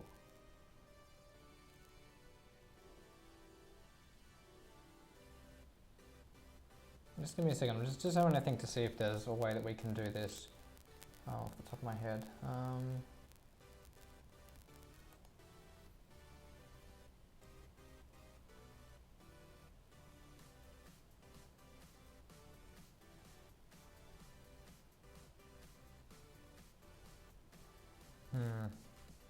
Not easily off the top of my head, sorry everyone. There are definitely options, but it requires linking multiple sets of objects together. So I'm going to leave that one aside for the moment. I'm just going to insert them next to each other instead. So, all right.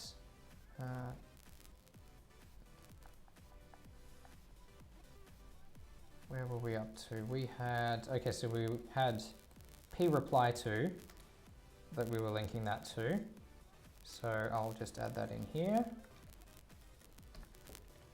Okay, and p_reply_to, I think we were initializing to -1 was the value that's there. And then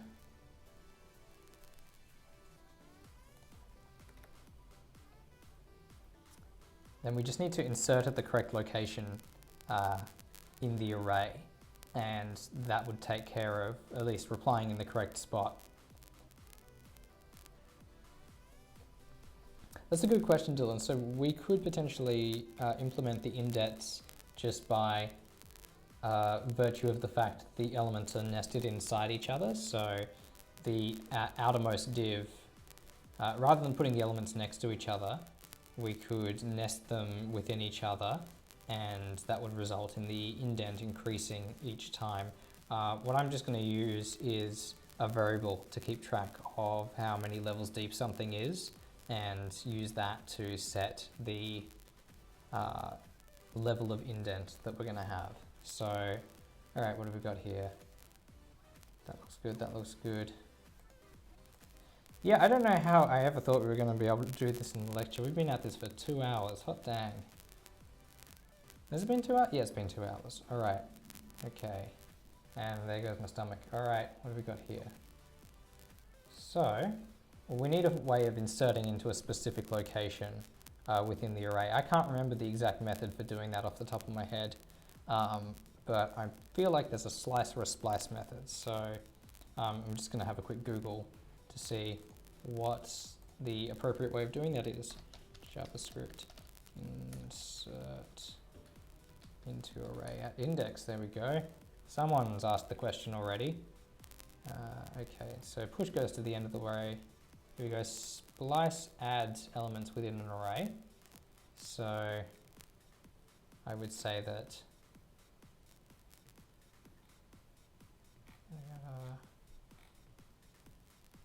all right.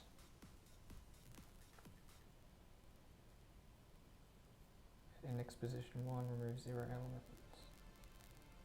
Okay, all right, well here's a perfectly good example of how to do that. So we use splice, and the index position is the first one. So start position, how many items to delete, and then the items themselves to add.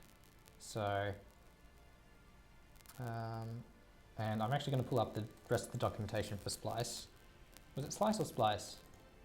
Splice.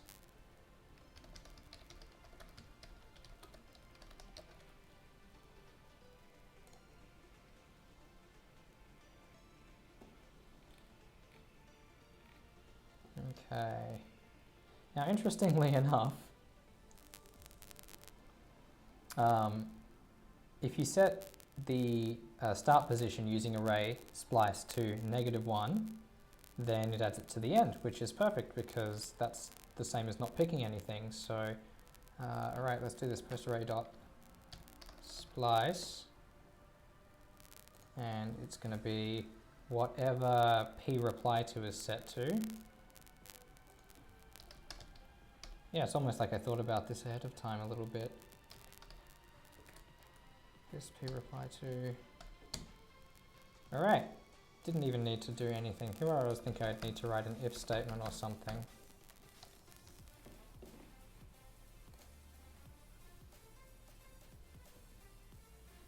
Okay, let's see how we go. Too many things open. Let's close a few of these down now.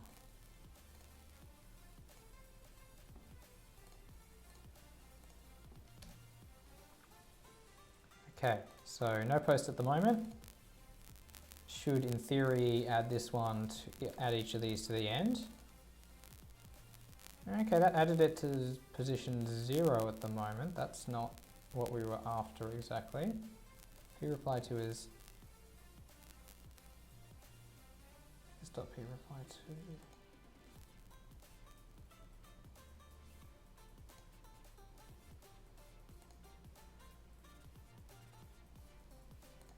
Interesting. Well, we'll see what this does. So then we'll figure out why it's having a hard time.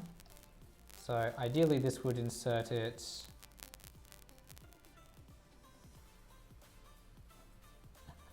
All right. Ideally, this would be inserting it. Ooh, where would this be inserting it? Okay, so it inserts it just before that one. So let's just go back to our splice documentation again for a moment.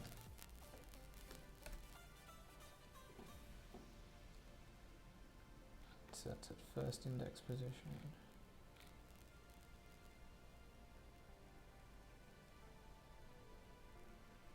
Greater than the length of the array, actual starting distance sets at length of the array, if negative, begin that many elements from the end of the array. Negative n is the index of the end.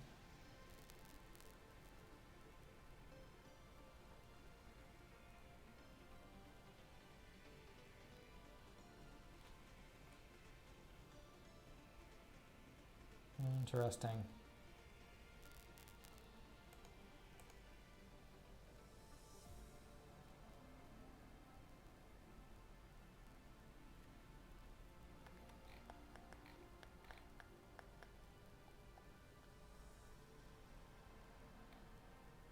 Okay.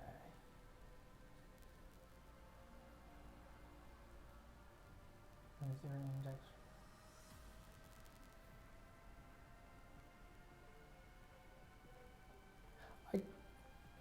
Oh, that's a good question. Is insert after?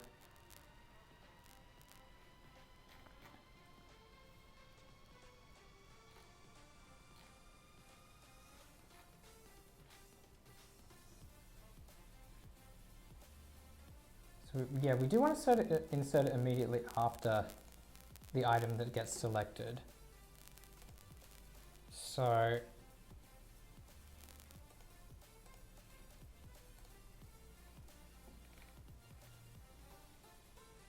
starts.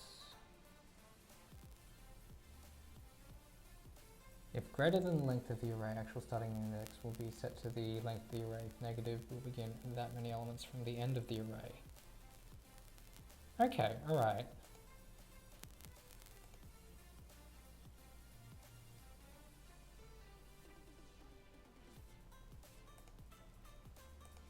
Interesting.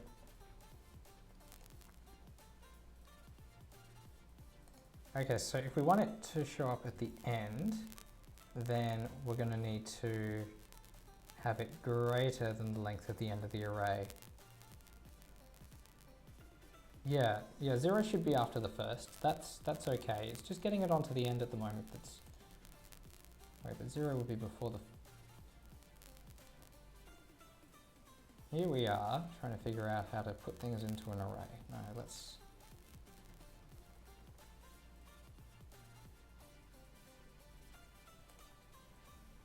Right, so -1 is before the first.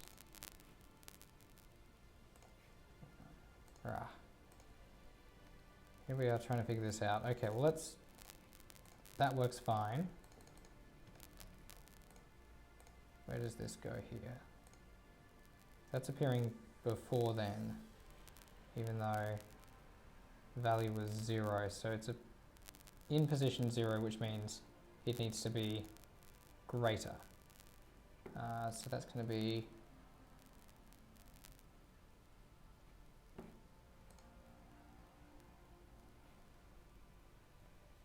okay.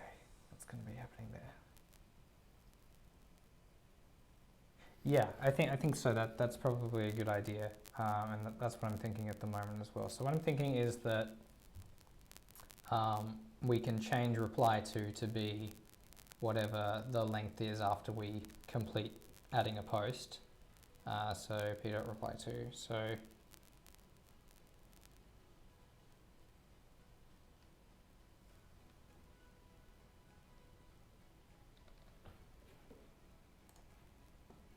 where's this one? So value is...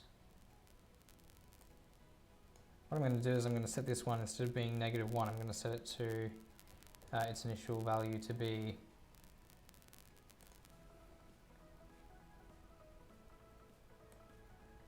it probably doesn't really matter at the moment. So I'll initialize it to 0, but every time we add an item on there, having done that, I'm going to set the reply to be the same as the length of the array. So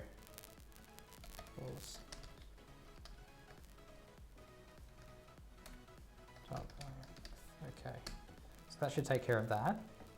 And then we can go ahead and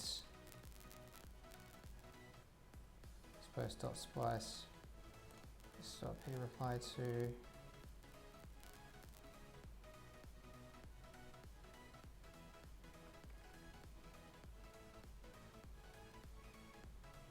interesting.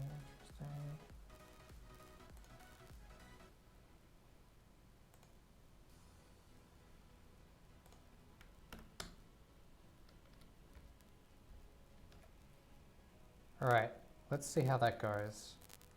So what I've just done there is I've changed this value to be b_index +1 because we can evaluate expressions. So we'll see what happens. Let's find out, shall we?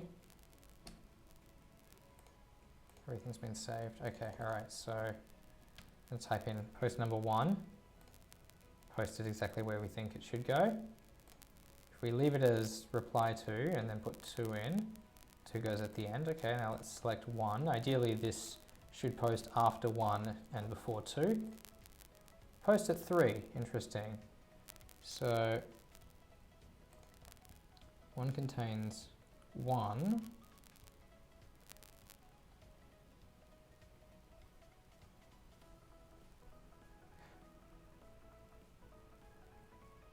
I don't think we've actually linked.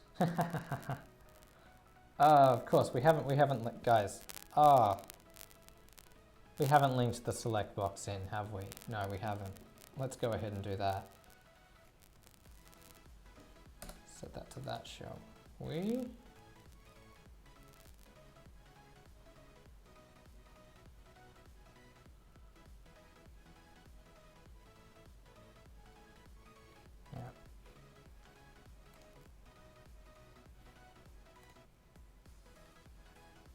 Well, we linked it to the options rather than linking it to the select. So I'm going to link it to the select instead. That's probably a better idea. And let's just try that and see if that does anything. That did not do anything.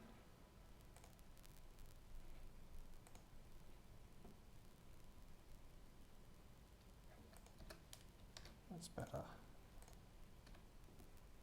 Okay, all right.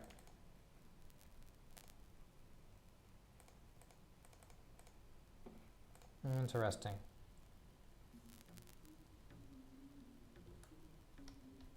Okay, so that was probably the correct way to go. Value is B index.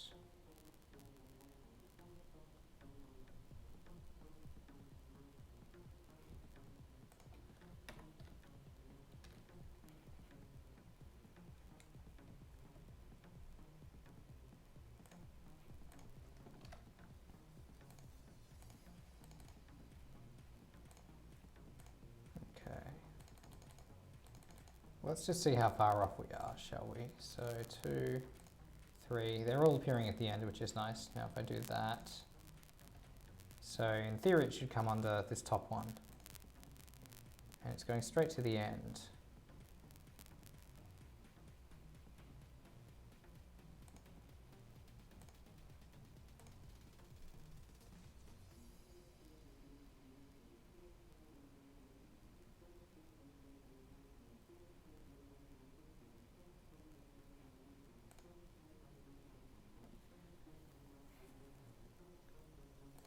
Let's just see if there's something we're doing that's drastically wrong here.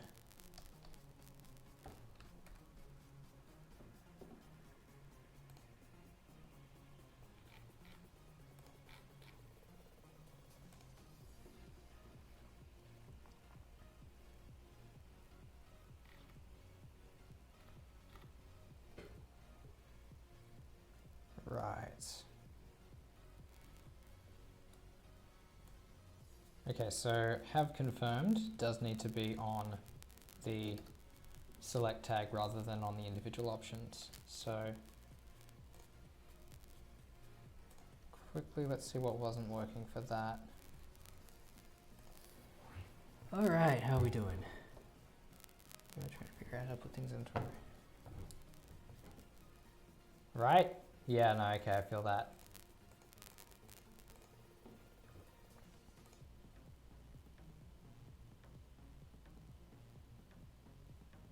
Okay, p-reply to. So what did we initialize p-reply to? We initialized it to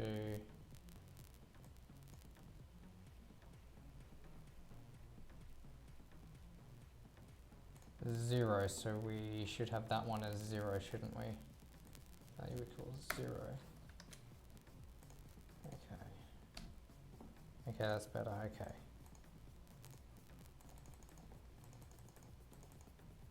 2. Good. 3. Hey, there we go. All right, we got there eventually. Okay, so we got there eventually. So now we need to go ahead and do the indenting side of things, which means that we will need to keep track of how far indented each of the different items is in our array. So I'm going to add a new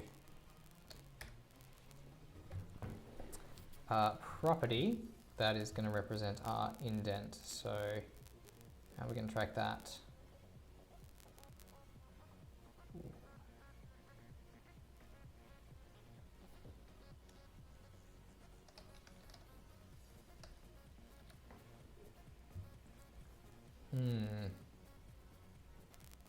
Any ideas, everybody?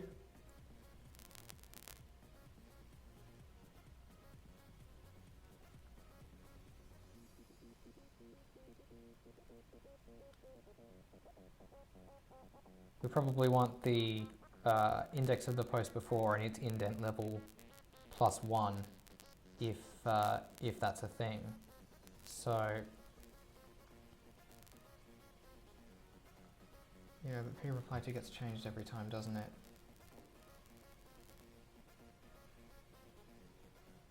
Interesting.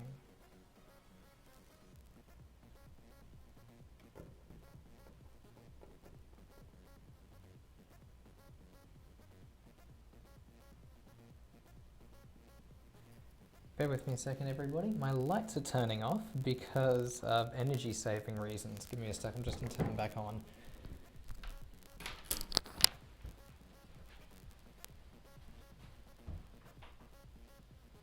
Okay, that's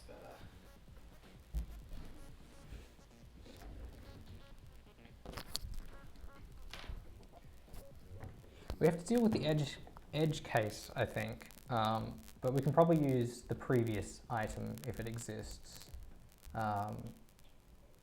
indent level, to figure out where to go with that. So let's go with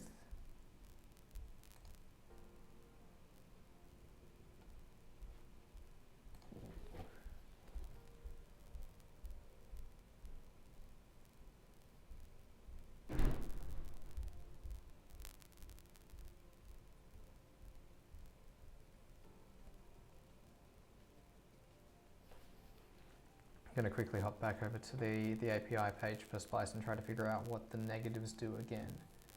So minus n.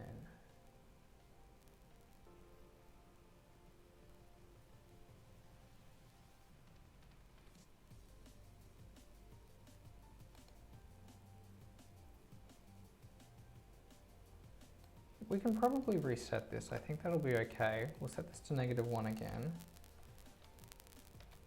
So because -1 should be the end of the array. So if the initial value is -1, that should be the end of the array. And this one here, it's going to be b_index +1.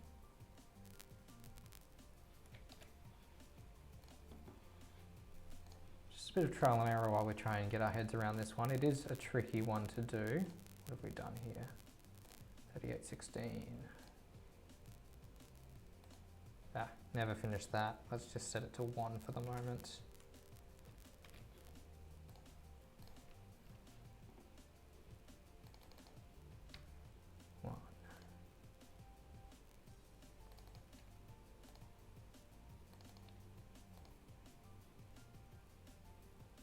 Interesting, okay.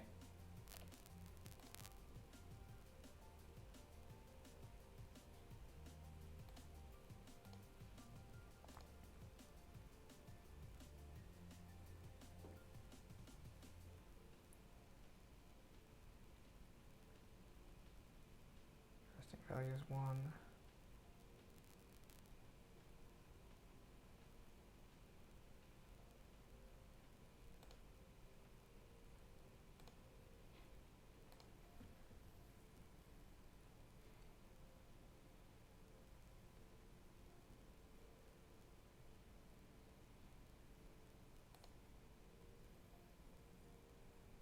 Array length minus n.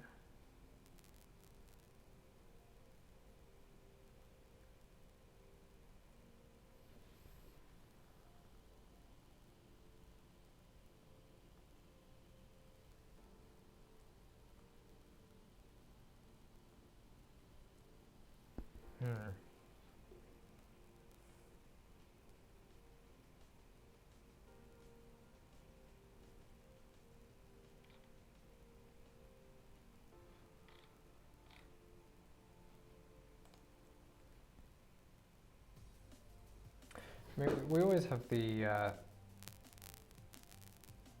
the option of just using a quick. You know what? Let's go ahead. I'm trying to make this too elegant. Okay, so if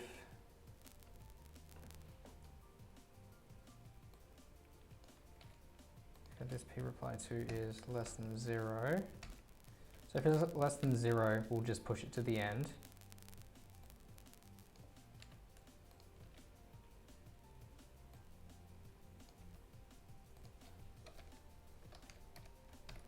It's not the most elegant one that I can think of. Oh, actually, this would probably be more.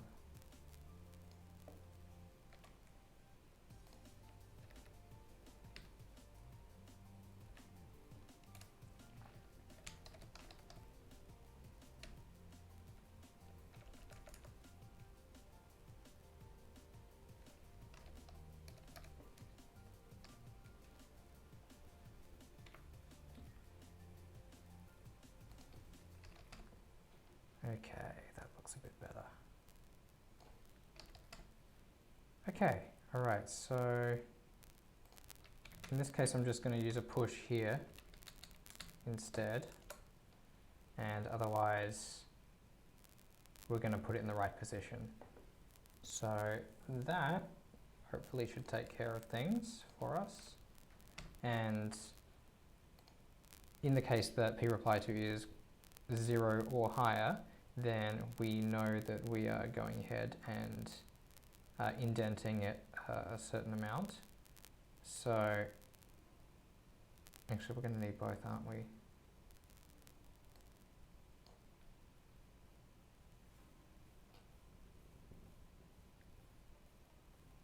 Which is 0 or higher. Which is, it's always going to be 1 or higher, isn't it? So we can...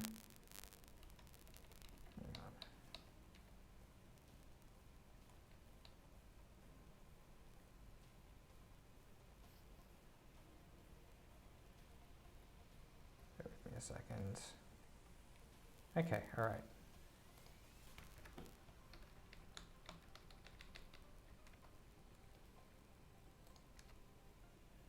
Okay, there we go. All right, so indent is going to be 0 in the first case. Otherwise, it's going to be the previous item in the array's indent plus 1, whatever that was. So because in this case it's always going to be at least 1, so the previous item is going to be at index 0. So let's go ahead and, actually this should be plus 1, shouldn't it?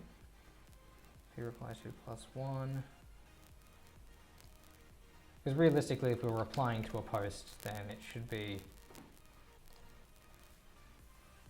we should be splicing it in the correct position, but the replying post should be its original index. This is just me being pedantic at this point. So it's going to be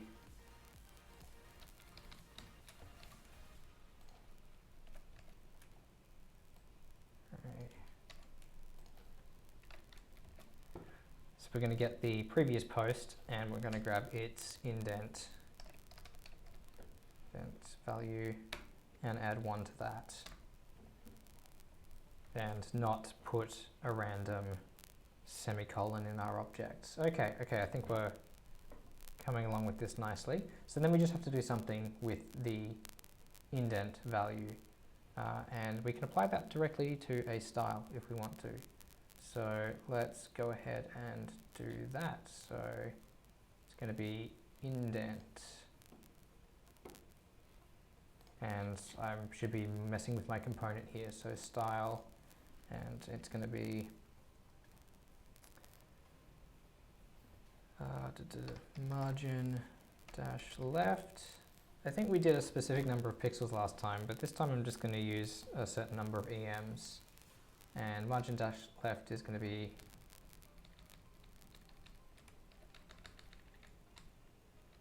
post data dot indent plus, and I should use, oh geez, okay, too many. That's better. Right, have to do some escaping because we're going several layers deep of quotes here. Let's see what that does, shall we?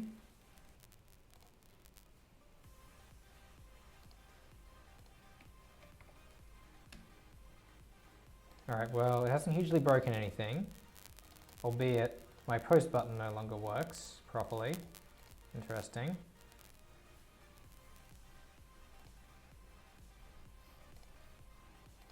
Or rather, the posts are not rendering properly. They are doing something. Let's go ahead. Where's my posts here? Oh, they are definitely not rendering properly. What have I done here?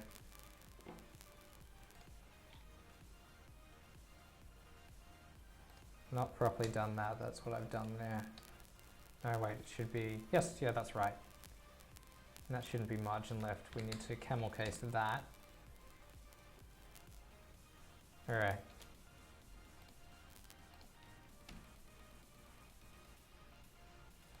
Okay, that's a little bit better. Okay.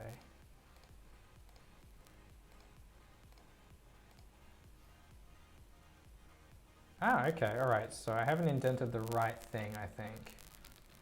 I've applied the style, but I should be applying it to the whole div.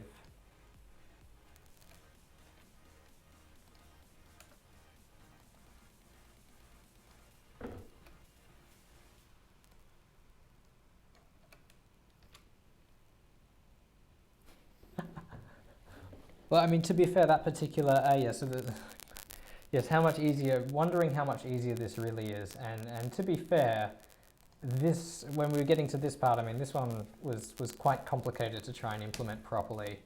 All right, but I think we got there eventually. I spent too long playing with my array splice stuff.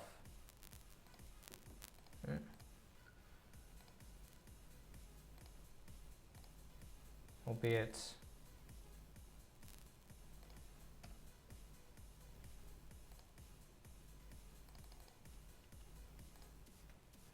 we still have this problem, but that's probably because, did I leave this as 0 or did I set it to -1 again?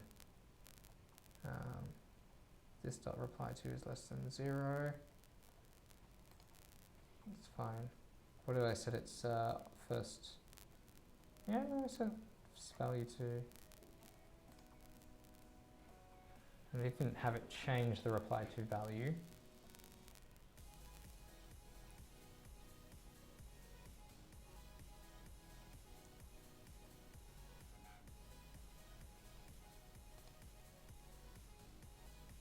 Oh wait, no, I never cleaned that up properly. Push. Right, that's better.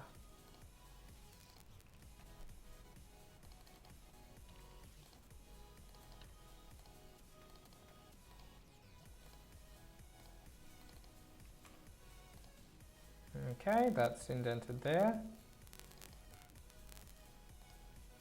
Okay. Yes, so I took it back to -1 just for a bit of better consistency. So the -1 is where we want to be. That's all good. Right.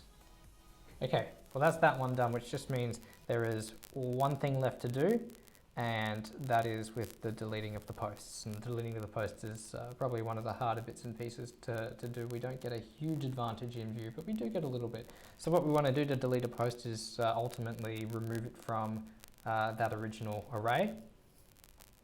And that's why I've actually given my Vue instance the name myVue, because I can go ahead and remove it from that array just by directly accessing the Vue instance. Probably not the nicest way of doing it, but I think it'll be all right for the moment. So let's give that a crack. So it's going to be on click. I'm going to just directly use the on click property here. And dot. Now, I want to specifically delete an item from that array. So let's figure out how to delete items from the array. I believe splice is the one that we use to delete items from the array anyway.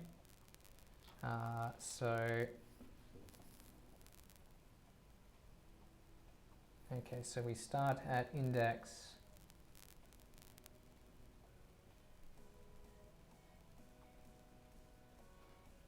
So we just want to delete one item from dot.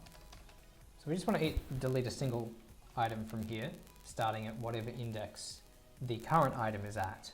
So we could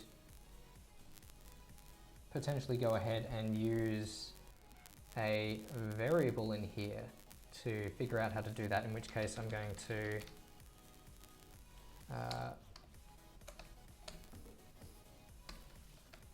actually go ahead and make this a Vue one after all. So remove. Okay, template. Methods. All right, so we can have methods happening in here. That's all right. So we're going to define a method to remove a particular item from the array. So it's going to be called remove. It's going to be a function, and we don't really need anything else going on in there. And we want to delete the current item.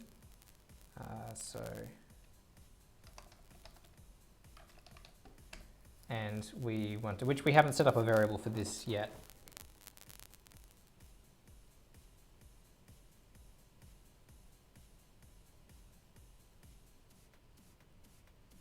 Yes, so you get some time to practice this properly in Practical 7.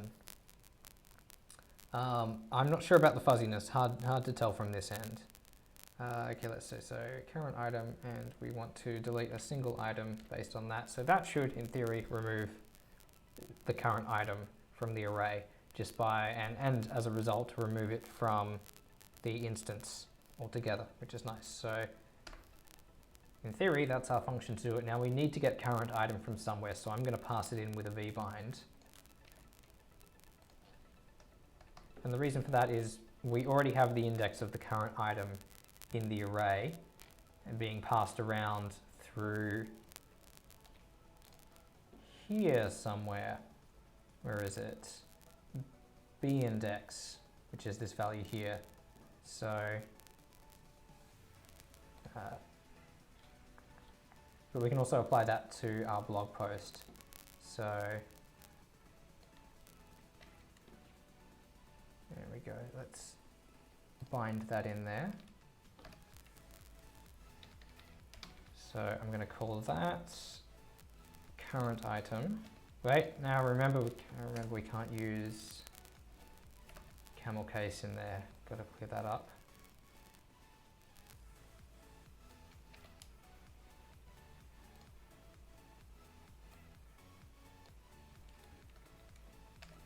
All right. Fingers crossed we're removing the right one. So the button, when we click it, it's going to call this remove function here, hopefully. And then this remove function here is going to grab the Vue instance and remove an item directly out of the post array. That should correspond with the index of the current item.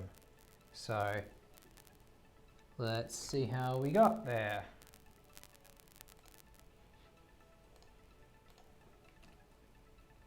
All right. Well, we broke something. That's a start. What did we break? Current item is not defined. All right, no, sorry, we're doing this all backwards. Current item, and we want that to be B index. There we go. All right, take 3. Okay, actually, I should give them names. ASD or just something so that we can see things working. All right, so in theory, something happened. Current item is not defined.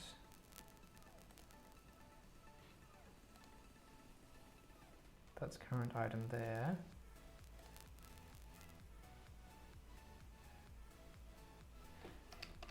It's going to be a this that I'm missing. Let's try that again.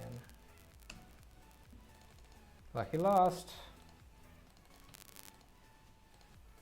3 hours later of debugging.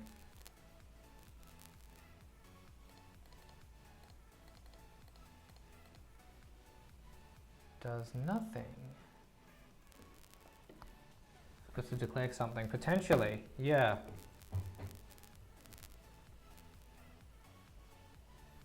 Ah, it's okay. We're still going strong over here. All right, what have we got? Current item is a prop. Gonna quickly check the reference, the Vue reference, to see if there's something different about methods in components.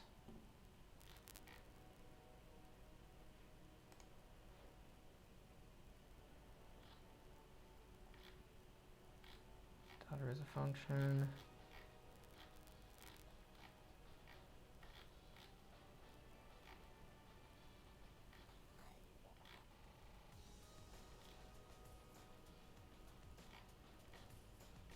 See, you're almost there.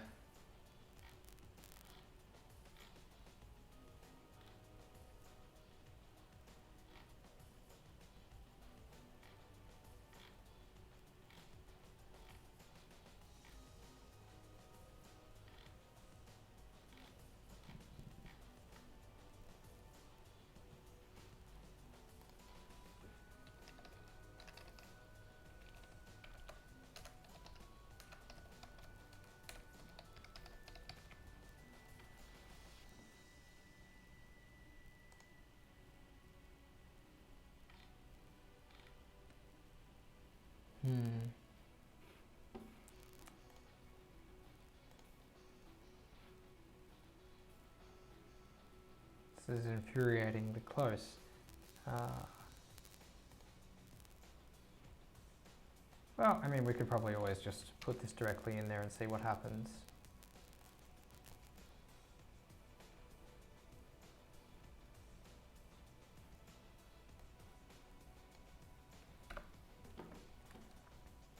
myView.postr.slice this.current item. Not sure if it's this in here or whether it's just current item. Let's find out, shall we?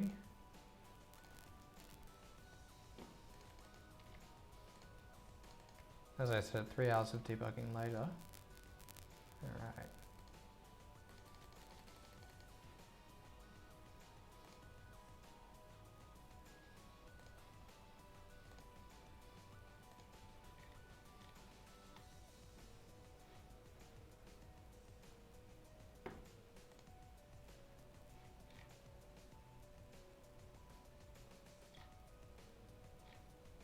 I'm using slice, not splice. What am I doing? That's not going to do anything. Ah, people.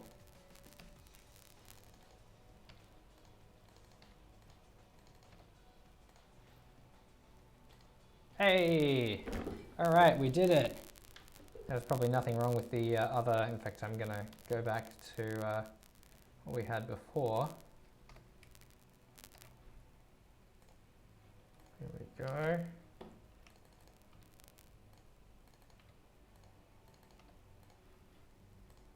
Hey, yes. All right.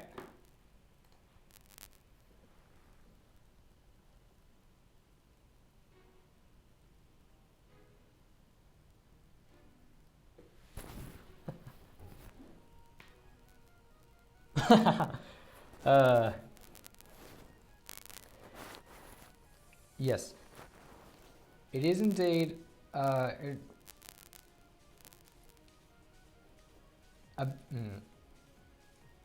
Yes, he is still at uni. Yes, this is my office just here.